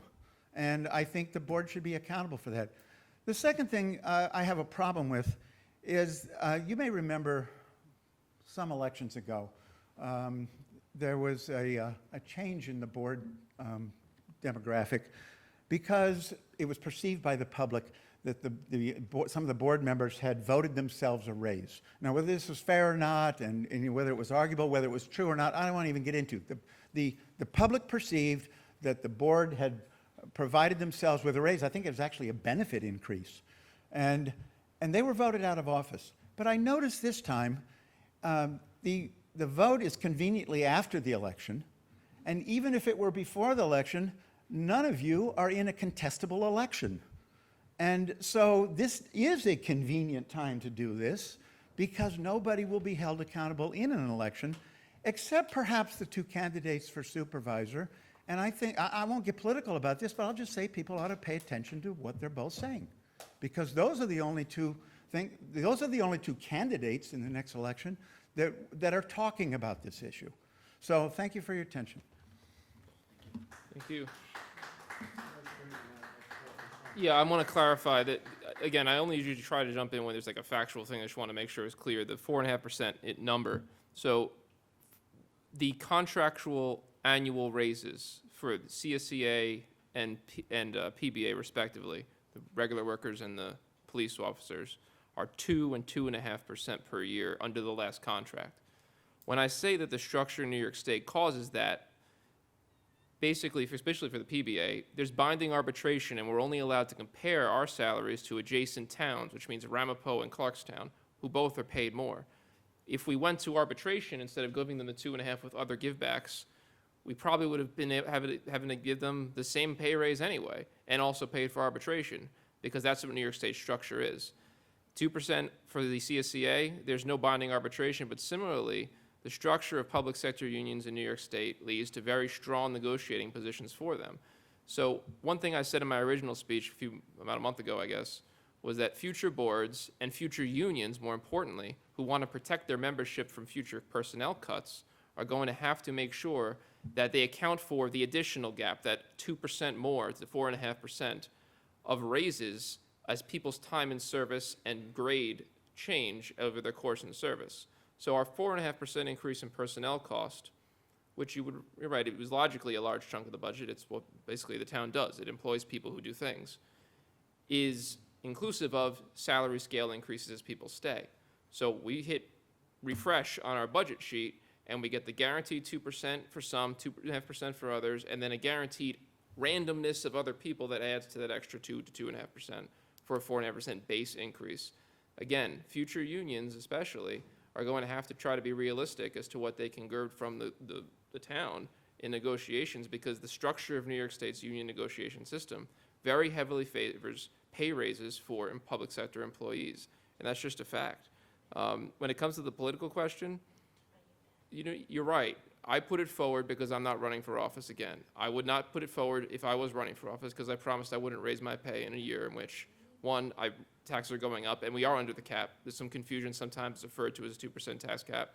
It's actually fluctuates based on different factors of the economic things and such like that. I didn't put it in last year because I didn't want it. I have outside income that covers the gap that my family needs to get by. This year, I wouldn't have put it in if I was running for office because I have outside income.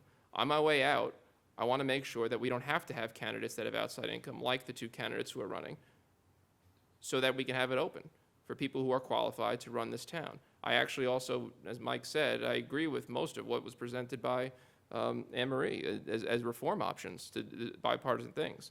But yeah, the problem with political pay raises is that it becomes either sometimes people raise them too much and they become overpaid, like I think some might agree maybe some positions in other towns might be, or they don't get raised at all because everyone's afraid about the political ramifications. All I have to do in January is that year I'll have to pay my tax bill as a private citizen, and I don't mind that difference, and that 0.014% is the difference in the raise, going towards what I think would make sense to make sure that qualified candidates are attracted. Because I'm fortunate, most people my age can't do consulting on the side to make that sort of money. I happen to come from a business that allows for that.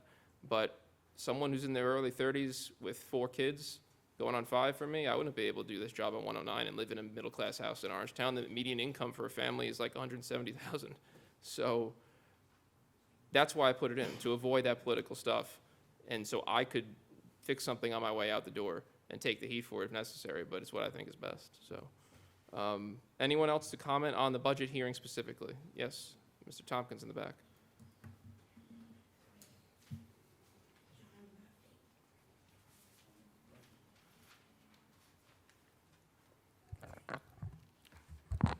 Yeah, Honorable Town Supervisor and board members, my name is Robert Tompkins from Pearl River. And regarding salaries, that's not the whole picture because it's really compensation package, including health and dental plan and pension. And I would think that the town should proceed as it did with apparently Mr. Kleiner's first term, where they had a so-called, I guess we call it an independent commission or panel to look at the big picture. We're only looking at this piecemeal as far as the salary, but not all the other benefits. And I don't have a problem with setting aside the money, reserving it in the budget. I understand you would have to have pass a resolution to actually pay people. If you want to reserve the funds, I don't have a problem with that. However, to have people who have some speciality in human resources and compensation, I think would be advantageous to the town over the long term. Now, I'm understanding that when Mr. Kleiner was town supervisor cannot give himself or herself a raise. The town board has to approve it. 12 out of the 14 years, the town board was majority politically Republican. And Mr. Kleiner is Democrat. Thus, it was the Republican town board that gave raises to Mr. Kleiner. And it's all coming to a head now because we're in the middle of a political campaign. The issue dealing with a pool, I think, is legitimate. When I ran for town clerk and considered running for town supervisor, and over the years I've been here, since 2011, I could see that there's a big issue with the town supervisor position because it is a 2-year term. And there's no guarantee you're going to get reelected.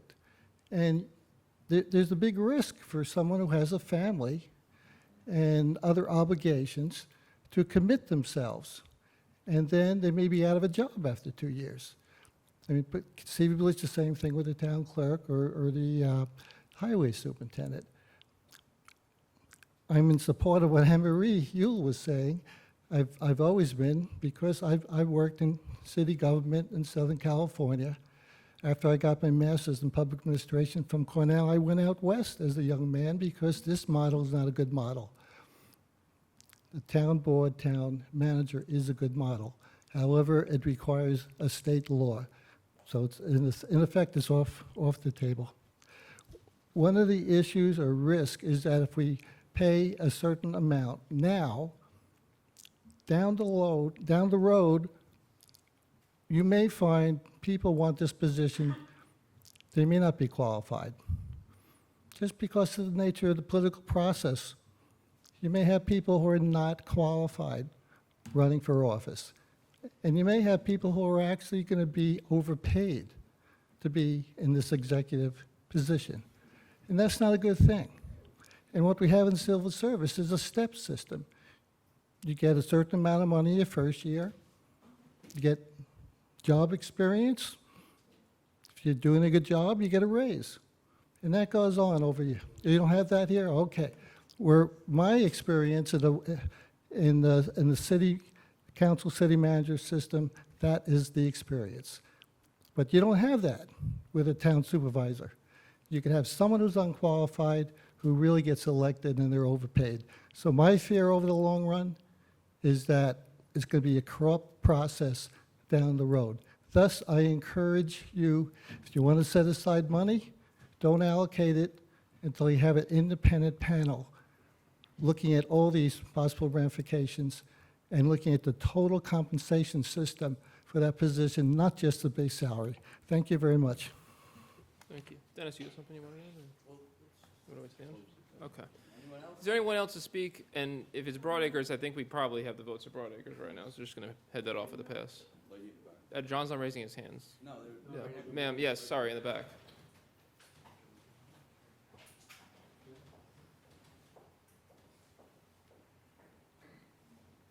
Just state your name for the record when you go. Sure. Good evening. My name is Liza Barry. I'm a longtime resident of Tappan and a lifelong resident of Orangetown. In my mind, a $40,000 pay increase for the supervisor of Orangetown position in 1 year is, I don't even know the word. It's really inappropriate. You mentioned, Supervisor Day, that you think the annual household income in Orangetown, I think you just said, is somewhere of $170,000. I just looked it up on Wikipedia. Maybe it's wrong, but it says that the median household income in Orangetown is $98,000. So, the idea that we're having a conversation here this evening about something about 20 years ago is, in my view, not really what's relevant. What's relevant now is we're talking about a budget that that our board is considering passing, this year, or, early next year. And $40,000 increase in 1 year, in what world, a 40%, it's nearly a 40% increase in 1 year. And, in very few industries do we see that kind of an increase. So I really do urge you to reconsider. Thank you. We're referencing different figures. I'm trying to pull it up, but median and mean family income are in the mid-six figures. Estimate, John's not raising his hand. He's not asking to speak. A motion to close, given that there's no one raising their hand, from Councilman Troy, second by Councilman Divney. All in favor? Aye. Okay. Anyone from the board have, I think Dennis was the first one to nudge my shoulder. The last two speakers got me. The last speaker talked about the Republican board up the salary of the supervisor. And I was on the board from 2000 with Tom Kleiner. I came on in 2000, so I was with him until the end of 2008. And yes, I did vote for the increases each year. And each year, the increases I got were 0. Because what happened was each year was the same. This is like deja vu all over again, as my good man Yogi Berra used to say. Every time we tried to do 1%, like 2% or 3% in terms of raises, people beat us up. Oh, you elected officials, what are you doing? And I'll tell you what, in those years, the budgets were challenging. There were a whole bunch of challenges going on, you know, so we took zeros. One year, we finally put in a percentage. The following year, I guess one of the speakers alluded to, 2 Republicans got knocked out mainly because other Republicans were beating them up over all their benefits and this and that you get here on the town board. I don't know if you know what we get, but it's nothing really too extravagant. I've been here because I believe in the town, not because of the money. And it's a thing where I've said all along, and Mr. Kleiner can confirm this. I was not part of his independent council. I don't remember the independent council. But I think the salaries here for elected officials and for some of the department heads are crazy for the amount of stuff that's gone on for my 20 years in this town, whether it's Rockland Psychiatric Center, different development went on, the recreational fields, dealing with Blue Hill, Broadacres, whatever it was. I won't say every town board member was a very active person. I don't think all things are equal. But I'm telling you this town got what it paid for me over that whole period of time. The tax caps in the last 10 years, this town board has kept the tax cap, under the tax cap over the whole 10 years without major salary increases. And I think salary increases should be right before the election. And I think this is the right thing to do. I argued this before. I didn't have support from my own peers on the board. I didn't have support from the supervisors in the past to go for salary increases. I've stated this all along the line. We denigrate ourselves by not getting paid what we should be paid, all right? Somebody wants to vote me out, I've said this before, vote me out. For whatever reason, I keep getting back in here again, all right? And I believe this board right here, all 5 members of the board, are worth every penny and much more to the people of Orangetown for what they do for the people of Orangetown. And I support these salary increases. Any other, gentlemen, any other thoughts on the budget you want to share on the hearing? Tom? First, to address some of the, one of the suggestions by Anne Marie Yule was a 4-year term for the supervisor. That we put up on a referendum, and it was voted down handsomely. I think it was 70% of the voters voted no, 30% of the voters voted yes. And, you know, the public spoke, and they wanted the supervisor's position to be a 2-year term. And then Larry Vale, yeah, the cap is interesting. It gives you a goal that was set by Governor Cuomo, and my first year on the board, and I think the reason that Paul Whelan lost that election was because he was coming in over the cap at 9%. And I said the night of the hearing, give me a week and I'll get us under the cap. And we cut and finessed and got $1.5 to $2 million out of the budget, and we came under the cap, and we've never gone over the cap in the 10 years I've been on this board. As far as Broadacres, I agree with the supporters in favor of it. I have no intention of shutting it down. So many groups, services, Little Bucks football, Breast Buddies, so many organizations have their golf outings there. So many kids do lessons there. So many adults and seniors have golf leagues there.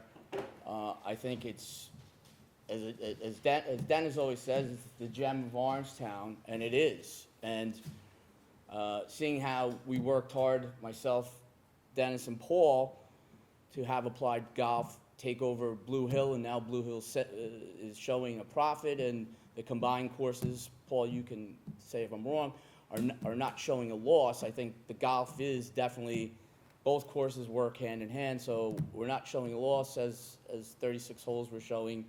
We're either revenue neutral or we're making a little bit of money, and that's what I think we set out 6-8 years ago to do.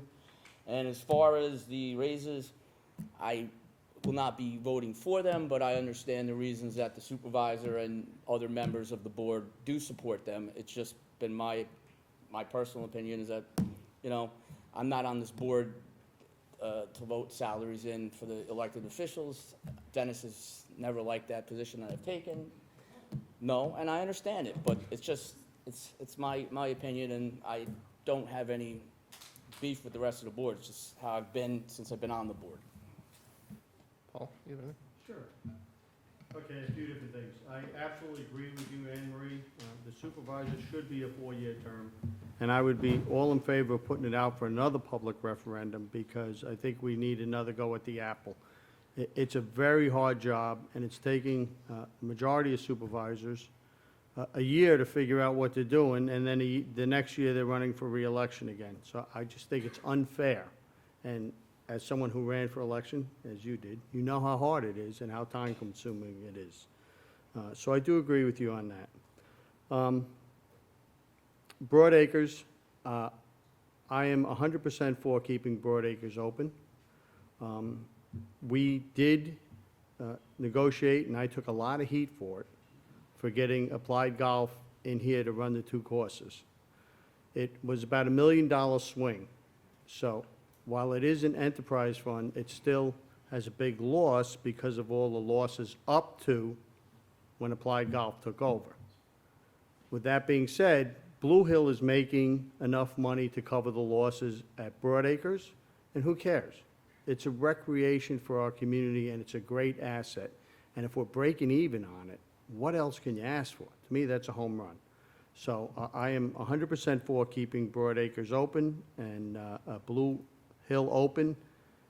I think they are assets to our community that they should be maintained. As far as the salaries, you know, part of the reason I got elected, I think, was because I own my own small business, and I come from private sector, as did Chris. I don't think you could ever find a business model where 40% of the workers make more than the CEO.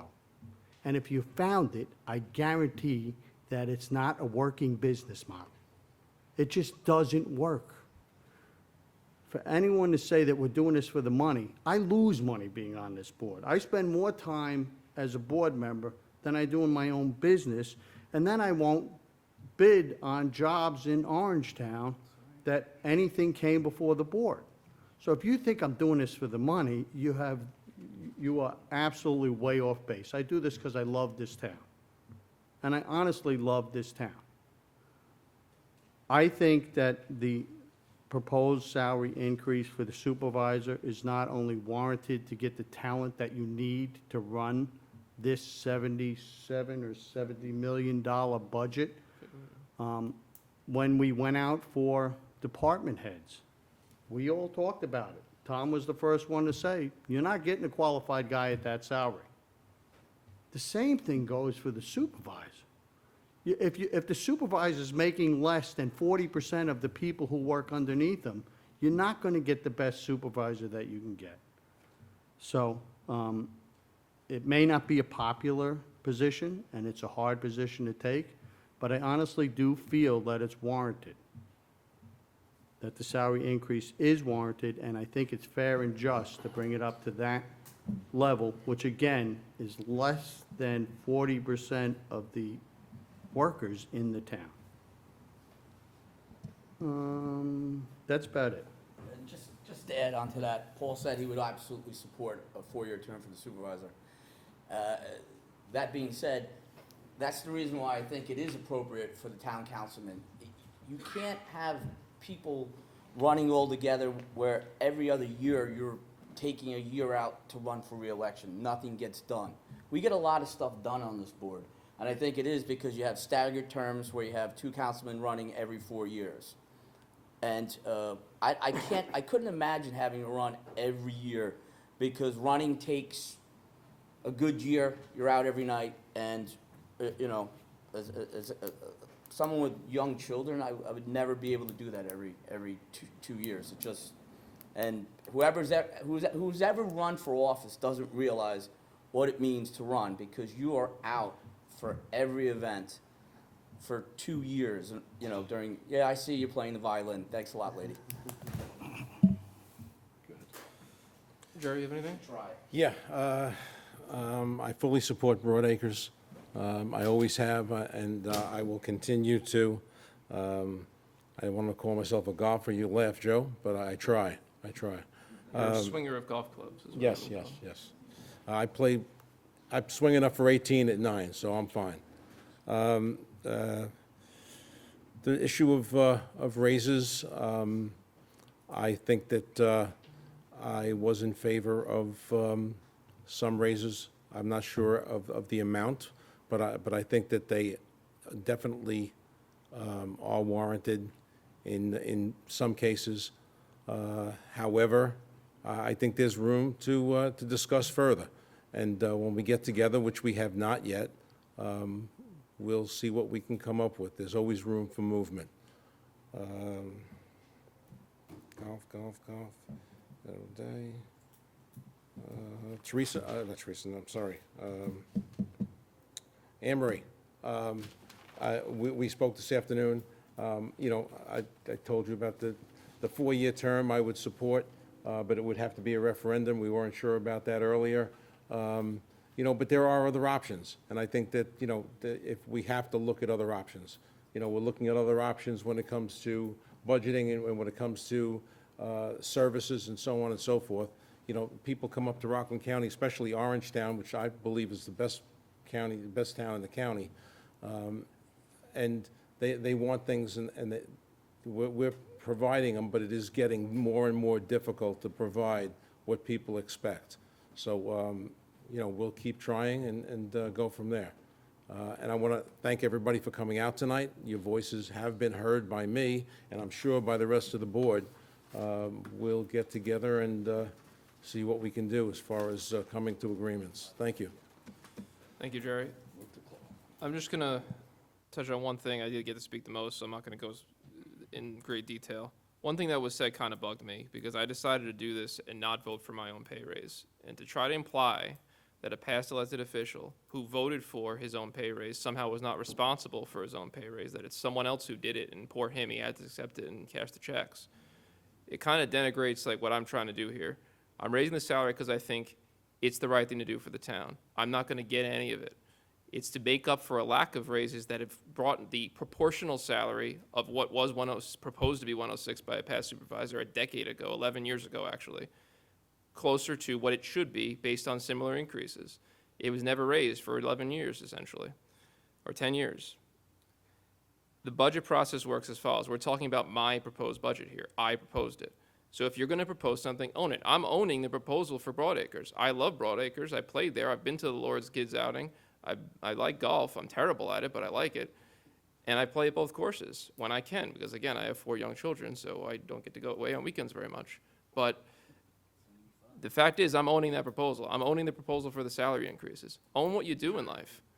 If you propose a budget, a supervisor's budget that's then adopted, it's your budget, it's your pay raise. And if you're going to raise your own salary by 4.24% per year on average for 14 years, if you got the last raise you wanted, don't come up here and complain about someone retroactively trying to catch up for someone in the future because he thinks it's what's best when he's a taxpayer. If you don't like it, that's fine. We can disagree as taxpayers. I'm fine. I don't mind Ms. Barry, who came up and said she thinks it's too much. That's okay. I don't mind that at all. That's why I'm putting it up there for discussion. I do mind people being disingenuous, though. I do mind people not owning their actions. I'm owning it. You don't like it, I guess don't vote for me next time, or just don't vote for other people, but I think it's the right thing to do. So that's the position I'm taking on that, and I just didn't appreciate that characterization that sort of minimized the effort there. So we already did move to close the public hearing, so we're good on that. What we do is going to have an entertain a motion for a brief 5-minute recess so we can all get a little water and step out of this room and maybe get to a room with air circulation for a minute. We have a motion? Second. Councilman Divney, second by Councilman Troy. All in favor? Aye. Great. 5 minutes.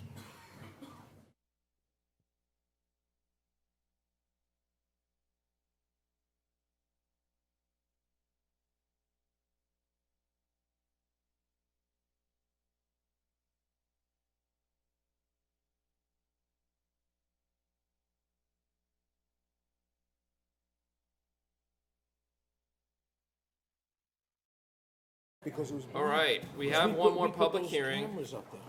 We are missing a town attorney. Unless you're a substitute, Teresa. Are you subbing, or is he back still here? No, we're good. Still private citizen mode. So where are we at? Okay. He said, look, I'm for the The project. consigliere I'm could against the please wall. approach. But Dennis made a good point. He's ignoring me. Change the law anyway, so if you think Yeah, it's you, the best- consigliere, yeah, we talked about that. You know what? No, the consigliere, the guy from, Said I don't agree with Robert the law. Duvall's character, and that's what his job is. I'm not gonna penalize that. To keep me calm, except Oh, it's you guys inverting can the vote on it tonight. ethnicities, because I'm the I'm Irish not one, there you're the yet. Italian I one. wanted to get Do I have a motion to leave the hearing to, no, wait, a motion to end the recess? Do a motion? Councilman Batari, second by Councilman Troy, all in favor? Okay, so next, we are going to skip ahead, and we're going to go back to all the public comment stuff, but we have another public hearing. Lot and bulk controls or packed developments. There are some edits we were considering still, so we may not be voting tonight, but I do know we have a bunch of people here for this. Can you raise your hand if you're here for this hearing? We may not. It's going to depend on the discussion. We're looking towards it. Okay, good to know. Everyone sitting here is for this hearing. That definitely confirms we're going to be handling this issue. Okay, do I have a motion to open the public hearing? Councilman Troy, second by Councilman Valentine. All in favor? Aye. Any new submissions come in from adjacent agencies, or Robert, yes? Just pointing out you didn't adjourn or continue the public hearing on the budget. You didn't vote on it. Oh, you're right, yeah. I was going to do that after. Okay. Technically, I could continue it after, too. So we already opened this one. We'll go back and we'll do it after. Good point, though. Okay. Yeah, late, but it works. Okay, so any new submissions come in from adjacent agencies or anything? We had the county planning. No, we, again, it was discussed last time, and there was, again, we have county planning had the disapproval, but we had made a change in terms of the maxing out the floor area ratio at 1.25. But other than that, we really, it's And just to it's sum on up, for the discussion original tonight. version that was circulated to county planning did not have a cap on anything. It was all, the adjustments were all able to be overridden by a four-vote supermajority within the PAC zone changes that were proposed. The edit that you and I, Rob, put in between, basically before, right as we were getting back that feedback before the last meeting, was to cap a max that the 4 votes could get for floor area ratio, regardless as to anything to try to help address county planning. However, your assessment is that though it is intended to address those, it doesn't sufficiently to not require an override. We would still need an override of the county planning comments. Okay, so it was aimed in that direction, but we would still need a 4-vote override for county planning's comments. So is there anyone here that would like to speak on the issue specifically, or do we want to go have some discussion at the board here? Mr. Kleiner signed in. Okay, go ahead. I forgot that we had, of course I did the 3 minutes already. Tom Kleiner, Spark Hill. I just had one brief question that Rob may have clarified. I just wanted to briefly mention, based on what was said after I left the podium, that I was glad that 3 members of the board did indicate their desire to leave Broadacres open, which I support, and I appreciate their comments on that. And the only other comment I wanted to make since I left the podium was it's always a pleasure to hear Mike Lawler speak. He introduced himself as the deputy supervisor. He neglected to announce his other hat, which is the head of the Orangetown Republican Party. Mr. Kleiner, So- this is the public hearing Yes, on sir. the PAC zone. The public comment is coming up later. If you could Okay. try to stick Well, on I'll the just topic, finish you'll have my- a chance to my- speak for my public comment sentence, later. No, Supervisor. actually, it's okay. If you could just try to stick Which, to the topic of this I would public just say hearing, people and then take public that- comment is for anything you want to talk about. I would just say Thank you. people take that with a grain of salt. Thank you, Mr. Supervisor. Thank you. You're welcome. Rob, the question is, the county planning disapproved the original PAC zone amendments that the town board had recommended because they felt that it would not have any controls on lot size and density and other requirements that were in the PAC zone originally. So I understand that there's a 1.25 maximum floor area that was put in. And my question, though, was minimum lot area and maximum density addressed? And if not, are you saying, just so I'm clear, that that would still, is that the reason why it would require a supermajority? when you're complete, we'll address the Thank you. questions. Is it wrapped up, or? Yes, sir. Okay, thank you. Yeah, no, it does not address the other two. It just addresses the maximum floor area ratio. Any change would require the supermajority, including the 1.25 to max floor area ratio. So I'm not sure We if didn't that- put caps. I'm We sorry, a didn't put cap, caps on a the cap. other things in the current proposed things. It wouldn't address those concerns specifically. in the Right, county plan. and generally speaking, you know, the law for throughout the town, it is flexible, as you know, because, and I'm thinking of areas such as across from Blue Hill, my in-laws live there, and I can't think of the name, but the Hollows. You know, those are set by the town each time it comes in. The difference is in the CS district for those downtowns, and that's really the only one That's where this applies. to we're be clear. talking about. That has the bulk controls, and it's, the law specifically had those three areas, I think, that you mentioned, that was a maximum. And again, the proposal for this local law is to make that flexible each time it comes in. So that's really, I don't know if that answers your question or not, but. Okay, thank you. Thank you. Okay, is there anyone else who would like to speak on this topic specifically? Again, it's not general public comment. Brian? Thank you, Mr. Supervisor, members of the board. Brian Quinn, live in Pearl River for, been hearing everybody how long they've lived here, and it's hard to believe I've lived here for like 35 years myself, too, but it's a great move. Glad I moved up from Long Island. And I care about this town, and I am an attorney, as you know, who represents developers, and over the last 2 years or so, I've become familiar with the PAC zone, and full disclosure, I am representing a client who has an application before the boards of this town. This town board granted a zone change, and it is in downtown Pearl River. And what I've been struck with is two things, because I've attended a lot of public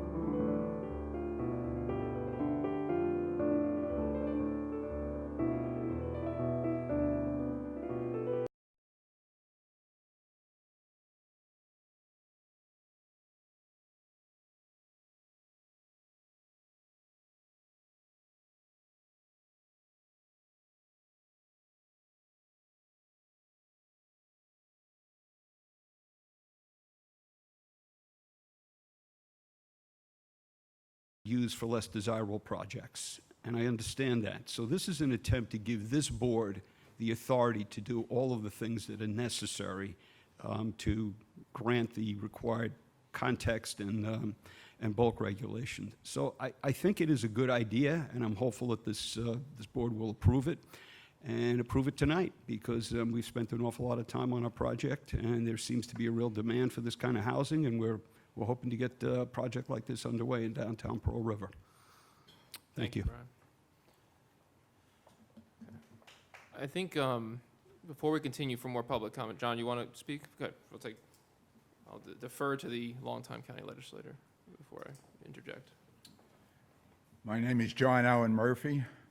I moved into Pearl River in 1961 after my tour of active duty with the Marine Corps ended. So I've been living here almost 60 years.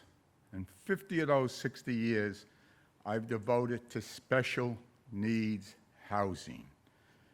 I helped build the first community residence for mentally retarded children, intellectually developed children, and the first group home for intellectually developed children.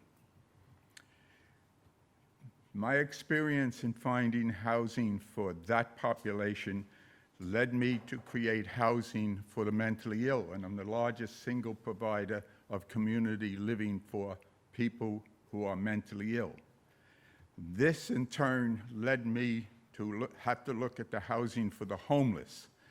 Now, when we dissected the homeless situation, we were surprised that in addition to finding out that we had people who are mentally ill, people who just were economically starved, and people who were addicted, we also, as a corollary finding, we found a spike in a population that we were not looking for, and that is older women. Now this, I'm going to talk street talk. I don't want to be diplomatic, so I can make my point. We have a growing population of elderly women who are widows. They can no longer afford to maintain a house manually or financially. Some of them can't drive. Some of them have outlived their incomes.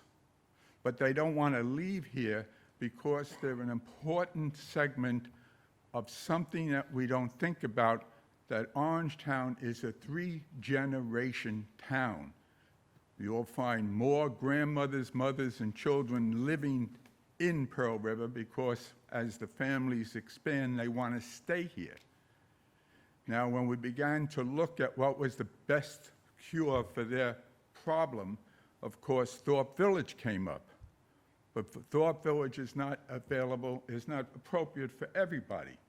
We need housing that is very close to a bus, housing that is very close to shopping, housing that isn't on the large scale at Thorpe Village, something far more intimate. And this model that you're going to vote on tonight is perfect. It's only 16 units. It's only feet from a bus. It's only feet from retail stores. And it's in a sort of a villagey environment, not in the country, which makes it a safer environment. I could go on and on and on, but you get the point. I don't know if there's anybody in this county who knows more about special needs housing than me. I'm doing it for 50 years. And we have a crisis now, not only with the mentally ill, not only with the homeless, but with our older generation, mostly of women. They can't afford a house. They can't afford a car. They can't drive a car. This is almost the miracle cure. 16 small, it's only 16 units, not a big urbanization of the area. So I'm asking you, as someone who's been doing this for a half a century, to give your most positive consideration to this project, which I intend to see to it that becomes a model for all the other places in which they have a measurable population of older women who have outlived their finances, can no longer afford to maintain a house, pay the taxes, can't drive. Do I have to, you're all bright people, you know what I'm talking about. Nobody knows Pearl River like I do. I've lived here almost as long as Jimmy Dean. Almost, well, he's much older than me, so I'm sorry, Jimmy. I know Pearl River, I love Pearl River, I want Pearl River to grow. I'm 85 years old, I got out of my house and I moved into the club, and it's perfect for me, and this model here will be perfect for elderly, widowed women who can't drive or maintain a home. I'm begging you, give me this model, and I'll run with it all over the county where they have commercial centers near transportation. I made it. Thank you, John. All right, before we proceed with any further public comment, given that this is a continuation and that the law in its current form is unchanged from the last time we took public comment, I wanted to take a quick temperature of the board to see where everyone stands, to see if it merits more public comment or merits an action or merits a deferment to a future meeting, so we're not, wasting anyone's time here. So anyone want to sort of jump in and give their thoughts? I'll jump in. Dennis? I was part of the PAC zone when it was voted on many years ago. I voted in favor of the club. I voted in favor of the Hollows. I also voted in favor of the old movie theater, and that was a tough one to get through. And I won't belabor why that was a tough one to get through. There were some people who promised the movie theater for all the people in Pearl River, and they were blowing smoke. That was never going to happen. It wasn't fiscally feasible. And fortunately, the developer hung in there, and we have the PAC zone, PAC housing right on the corner, southwest corner of Central and William.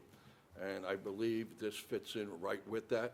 I think the change that Rob made, I said, whether it fits what the county wants or not, through my 20 years here, we've overridden a lot of things from the county. It's amazing how many objections the county has and what hasn't been done in the rest of the county in terms of overdevelopment. We're a very conservative town, and I believe this particular development fits in with our vision here of what happens in Orangetown and particularly in Pearl River. So I am for this, 100%. Thank you. Paul, do you have anything you want to, your thoughts right now, where you stand? Sure. All right, so I voted in favor of the project the first time it came before us and thought that it was done. It was going on to the other boards, it would be passed, and they'd be building by now. Apparently, it didn't quite happen that way. And now, all of a sudden, we're writing a new law, which concerned me because I think that you need the other boards to make adjustments and to be a means of checks on the town board and future town boards. With that being said, I'm in favor of the project, and I've always been in favor of the project, and Dennis made a very good point to me. Future town boards can just change the law then. And he's right. So I'm in favor of the project, and I'm in favor of it going forward, and I would vote yes on it tonight. Okay. Tom, where are you right now? I voted against the project. I met with Brian Quinn to see, not to say I'm gonna vote for it, but to, have a way that if the town board votes on it, they actually can get the project through. The county came back with some reasonable comments, I think, that should be addressed, but, if you guys have the votes, you have the votes, but they did raise issues regarding density and lot size, and I think their comments were reasonable, but that's how I feel. So was it So- yes? We haven't voted yet. So, we're, right now, Jerry, you want to go first for me? Go ahead. I'd make it quick because Go everybody's ahead, spoken. I'm in favor of it. Okay. And yeah, for me, right now, I'm in favor of it as well. I think it just brings it more in line with what the redevelopment version of it is in the CS zone. And the cap that me and Rob put in, I think puts protection. Rob and Paul is right.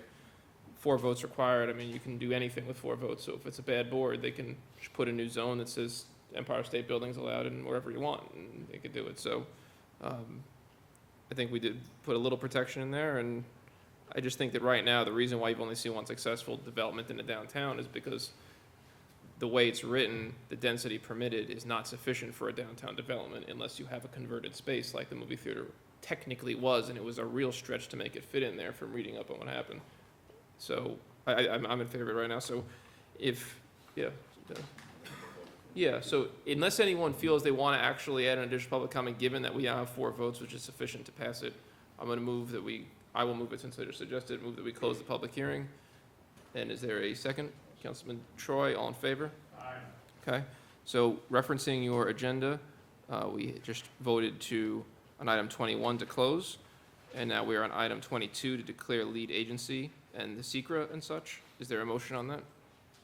Councilman Troy, second by Councilman Valentine, all in favor? Aye. Opposed? Okay. Resolution to adopt local law, the one we're referencing, to modify the loud and bulk controls for packed developments in CS districts specifically. Is there a motion?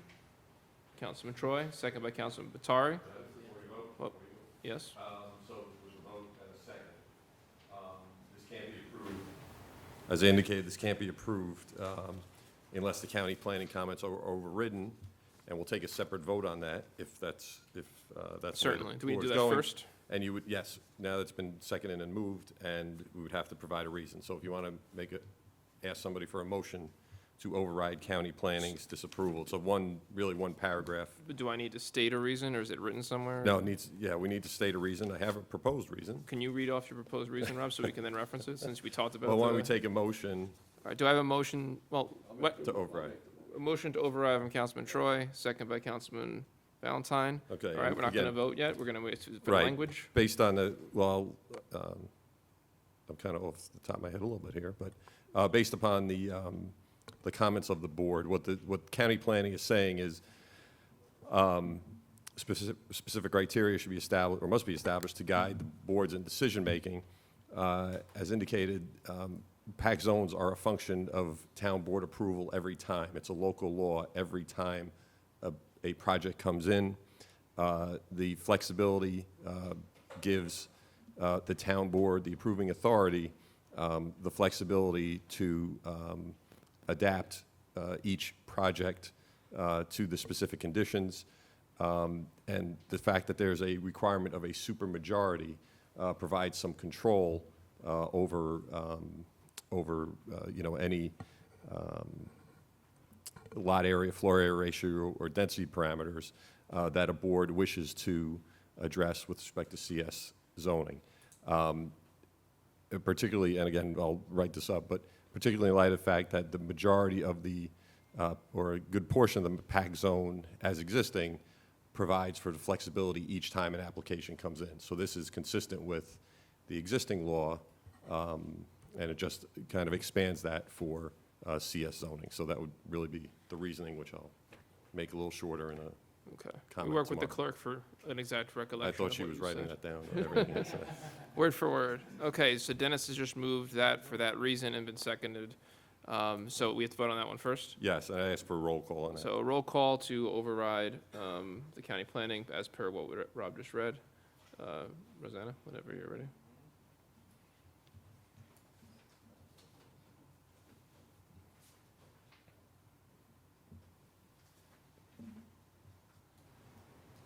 Councilman Dennis Troy, Yes. Councilman Tom Divany. No. Councilman Paul Valentine, Yes. Councilman Jerry Vitari, Yes. Supervisor Chris Day. Yes. Okay, moving on to the previously moved motion to actually adopt the law. Again, you might want to do roll call. And by roll call, we'll do that as well, just in case it was required. Councilman Dennis Troy, Yes. Councilman Tom Divany. Councilman Paul Valentine, Yes. Councilman Jerry Vitari, Yes. Supervisor Chris Day. Yes. Okay. So that's done. All of our hearings are done for the night. I know it seemed like a lot, but it was a lot, so it makes sense. We are now going back to discuss the other agenda items that remain real quick, just take you through them, and then we will have public comment, and then we will vote on those agenda items. But given that now about almost all the audience is leaving, I'm not particularly concerned we'll be here that late. So, all right, let's look at the looking at your agendas. We have already done the first motion. Item 3, we've already done item 4, we've already done item 5, we've already done item 6, we've already done item 7, we've already done item 8, and we've already done item 9, 10, 11, 12, 13, 14, 15, 16, 17, 18. We have not done 19 yet. 18, though we have not done 18 or 19 yet. That is to continue the public hearing to the 12th, as per our budget calendar that was adopted previously. And then a resolution to approve adjustments, which are specifically the pre-approved adjustments of adding in those 2 police officers and a few typos that were found, essentially, that for small line items, adding up to beyond the police officers in the low tens of thousands, I believe, aside from the police officers. Right. And we'll send the bill to the Assembly and Governor and Senate. Resolution to open continuation, we did that one for the lot and bulk controls. We also we're just workshopping it, yeah. Come on, Rob, get with the program here. Resolution to, we did number 21, we did number 22, and we did number 23. And then, number 24, which I will now click view on, I created, as you all know, I reached out directly to the DOT to request an investigation into improvements that could be made to the guardrails. This is a memorializing resolution, having the board doing the exact same request, stating reasons why. This is in regards to the car crash, the tragic car crash that killed 2 teenagers, one of whom was a Pearl River student, one of whom was related to the driver, who was an Orangeburg resident and Pearl River student, who was injured seriously on Sunday, October 12th, where the car fell from Route 304 onto the tracks below. The investigation is still ongoing into the specific cause, but there are things that can be investigated regardless as to cause the accident, such as guardrail improvements, closing the gap between the two roadways in the middle, pavement marking, speed limit and things. This is a known area that's been considered to be unsafe, so I've put forward this resolution to have the board as a whole vote to ask the DOT to start looking into improvements that could be done regardless for the cause. And it's all outlined there. The resolution goes to the DOT and to our state elected officials. Then we have accepting the resignation of Andrew Andrews from the ACABOR, effective today, or yesterday, sorry. And then we have a resolution to appoint him to the unexpired term of Blythe Yost in the planning board, so he's getting a promotion. Then we have a resolution to set a public hearing. The current one as listed is November 12th at 8:10, but it will not be November 12th at 8:10. It will be December 3rd.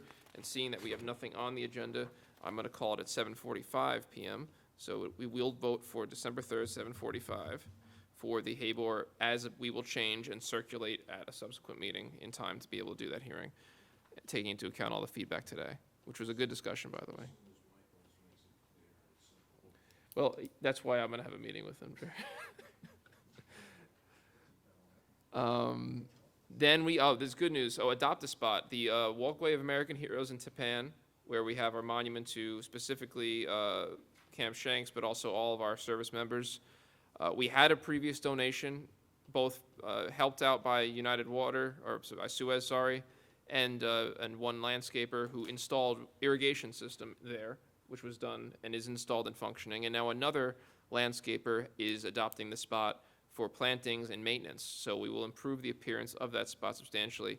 We will, if this resolution is passed, support that effort with some at-cost items for supplies of no more than $720. And he will continue to maintain that property to a higher standard than we are capable of doing so internally in the town. For an Adopt a Spot. So that's good. It's a well-known spot on a major roadway in the town. Then we are approving and authorize a streetlight dimming pilot program. We are one of the first couple of municipalities in the state to do the LED streetlights. As such, we've been approached by NYPA to put on a pilot for free to test to see if we are able to create a new rate that will let us pay even less based on dimming the streetlights in extreme late hours, like 2 to 4 a.m. on weekdays. So they're going to install on a stretch of roadway, I believe along Western Highway, Henry Street, Howard, and Western Highway South, at no cost to the town. By participating in this, they've sort of incentivized us by offering us qualification for completely free $75,000 grants for highway and police stuff, which we're currently talking with the highway and police departments to do. We don't have to match funds. We don't get strings attached. The string is they would like us to test this out on the LED lights, which in the end could save us money long run anyway. And we get to keep the dimmers. So Roseanne, just before we go, we're going to tweak the language. It's going to add in before resolved, whereas upon review of the chief of police and superintendent of highways and having no objection to the evaluation period, and then resolved, the town board hereby approves. So we're taking out upon the recommendation because they're just basically not objecting necessarily to the evaluation period. Right. For where we're at. So we'll include that in resolution when it's moved. Thank you. Then we have a authorized filming for Nike Park in the amount of $29,000 for a period of 1, 2, 3, 4, 5, 6, 7, 8, 9 days, if I'm counting correctly. $29,800 for use of town property. Then moving on, we have accepting a grant award for the cybersecurity grant, amount of $45,000. This is from the Department of Homeland Security and Emergency Services for cybersecurity. Then approving agreement with O&R for a traffic camera in Nyack. And I'm sorry, just to go back, that's being purchased with community grant funding from the new Tappan Zee Bridge funds from the state. Then approval of 2019 certificate of sue registrations, settling a claim for a lawsuit for $17,000. Creating a position for clerk stenographer for grade 4 highway. This is what is in the budget to do. Jim has the person available, and he's just going to stop using the part-time hours. It's a net zero, essentially, impact on the budget to do it now and make sure he gets his right person in. Then designated safety sidewalk of the Greenbush Road bicycle bypass walking path, which allows highway to take care of it. Oh, I hit the button twice. Then we have approving lend assistance for the 2019 Veterans Day Memorial Service on November 11th. Then we have lend assistance for Troutman Fest at the fairgrounds. That's on October 6th. It happened already, so we're voting it in past. I thought we voted to do it. Well, we must have been for different assistance we voted for in the past. Yeah. Yeah, it was some other different stuff was done. Okay, then lend assistance for the 2019 Orangeburg Fire Department Holiday Parade, Saturday, December 14th. Then recognize the appointment of Ryan McArdle to the position of laborer by our Commissioner of DEME, who's the hiring authority. Then resolution to amend Resolution 442. This is the train station in Piermont. There was a sewage overflow. We talked to the mayor and we agreed to split the cost because there was some equal shares of fault. It actually reduces slightly the payment that we thought we would have to owe by a couple $100, I think. So we'd already approved it previously. We're just amending the amount. Then approving the EAP agreement for 2019 to 2020 for our employees. Then waiving, this is a newly authorized thing we can do as a town, waiving the town hall use fee, marriage license fees for active duty military personnel who choose to get married at town hall. Then the audit with pay vouchers, and then adjournments. And that's that. So now we're going to go to public comment. Is there anyone here? We have general public comment sign-in sheet, but I think a lot of people were here and accidentally signed in. Claire Sheridan was from Haber. It's not here. No one's, is anyone here to talk in public comment? How does this handle it like that? All right, we have a motion to open public comment. Motion. Councilman Divney, second by Councilman Troy, all in favor. Motion to close public comment from Councilman Divney, second by Councilman Troy, all in favor. All right. I don't have to change the time of the clock. That's good. All right. Quick question. Yeah, go ahead, Dennis. Eric, do we need a resolution for the showmobile for Sunday?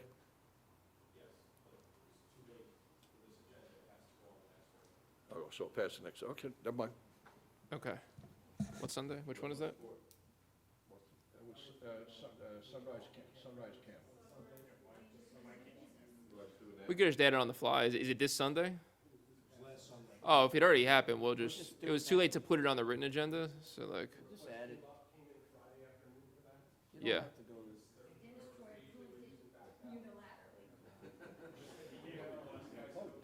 We'll just add it, Eric, you're good. You're good, we'll do a verbal motion. You didn't have to walk up. Okay, let's get this going here, folks. Let me make sure I get to the right spot. So we have to vote on item number 18, sorry. Do I have a motion to continue the public hearing for the preliminary budget to November 12th at 8 PM? Motion by Councilman Valentine, second by Councilman Batari, all in favor? Aye. Resolution to approve the contained adjustments for the 2020 preliminary budget. Is there a motion? Councilman Troy, second by Councilman Valentine, all in favor? Aye. Okay, then we are skipping several more. Okay, now we're on item number 24, for those of you following at home. This is the memorializing resolution for guardrails and such on Route 304 related to the car crash. Is there a motion? Councilman Valentine, second by Councilman Troy, all in favor? Aye. I'll accept resignation for Andy Andrews from Akabor. Motion by Councilman Troy, second by Councilman Valentine, all in favor? Aye. Resolution to appoint Andy Andrews to the Planning Board. Motion by Councilman Valentine, second by Councilman Batari, all in favor? Resolution to set a public hearing for Haber to December 3rd at 7:45 for that proposed code change, which we will then circulate at a future date. Motion. Councilman Divney, second by Councilman Troy, all in favor? Aye. Resolution to authorize the adopt-a spot for the Walkway of American Heroes. Is there a motion? Councilman Valentine, Councilman Divney with the second. All in favor? Aye. Resolution to approve the streetlight dimming pilot program from NIPA. Is there a motion? Councilman Batari, second by Councilman Troy, all in favor? Aye. Resolution to authorize use of Nike Park and make ourselves $29,800. Is there a motion? Councilman Divney, second by Councilman Valentine, all in favor? Aye. Resolution to accept a grant award for cybersecurity in the amount of $45,000. Is there a motion? Councilman Troy, second by Councilman Batari, all in favor? Aye. Resolution to approve agreement for Orange and Rockland Utilities for a night traffic camera funded by grant money. Is there a motion? Councilman Valentine, second by Councilman Batari. Here we go. All in favor? Resolution to approve certificates of sewer registration. Is there a motion? Councilman Valentine, second by Councilman Troy, all in favor. Resolution to approve settlement of a claim, Larrabee v. Town of Orangetown, $17,000. Is there a motion? Councilman Divney, second by Councilman Troy, all in favor? Opposed? I'm opposed. One opposed. I called it. Right, I called it, right, Rob? Yeah.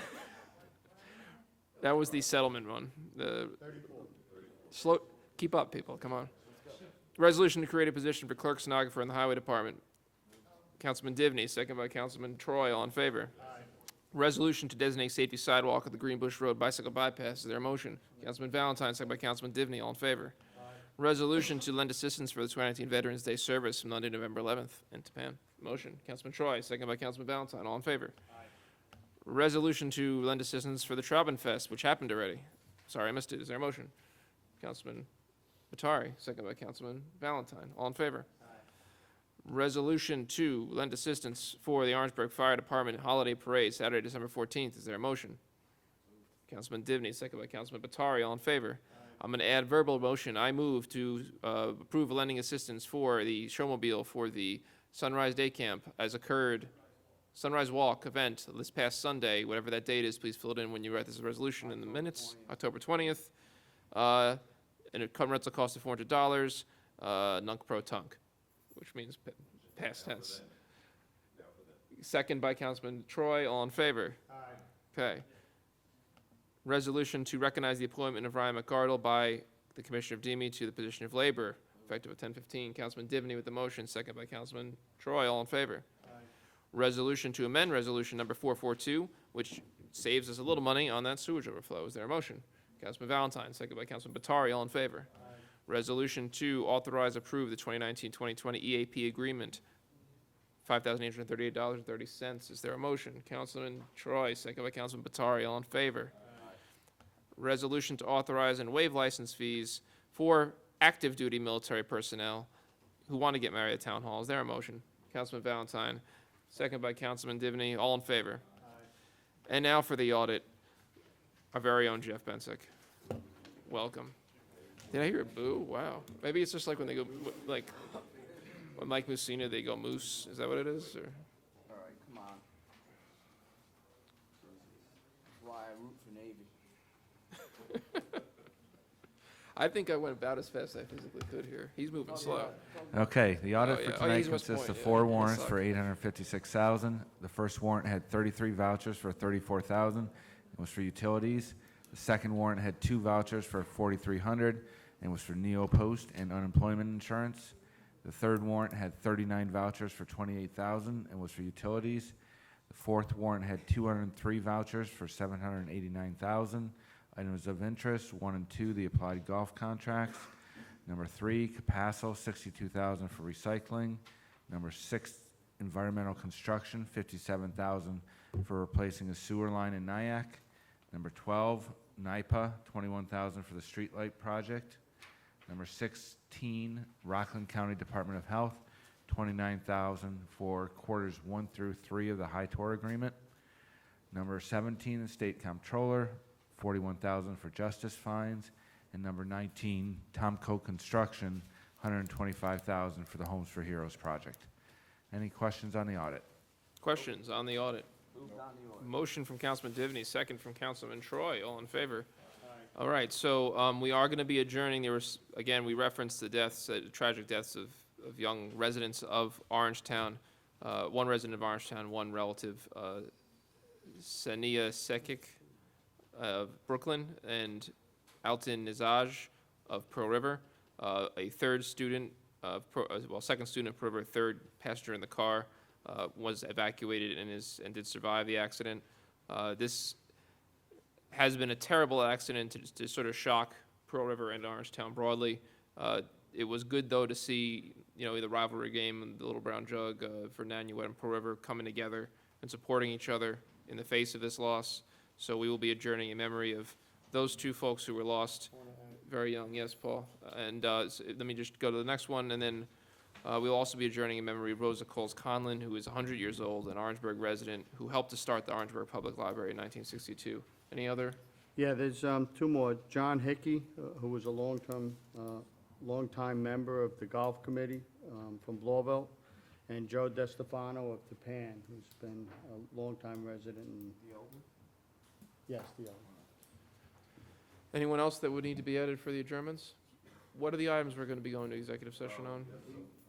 Personnel matters, with respect to creation of the position. Okay. And a grievance. And a lawsuit, right? And 2 litigation matters, one of which you're aware of, Article 78 that we've been dealing with. Okay. I'm going to then go ahead and move that we adjourn in memory of Sania Sekic, Alton Nizaj, Rosa Coles Conlon, John Hickey, and Joe DeStefano, immediately following executive session for personnel and legal matters. Is there a second? Councilman Divney, all in favor? Aye. Thank you all very much for your time.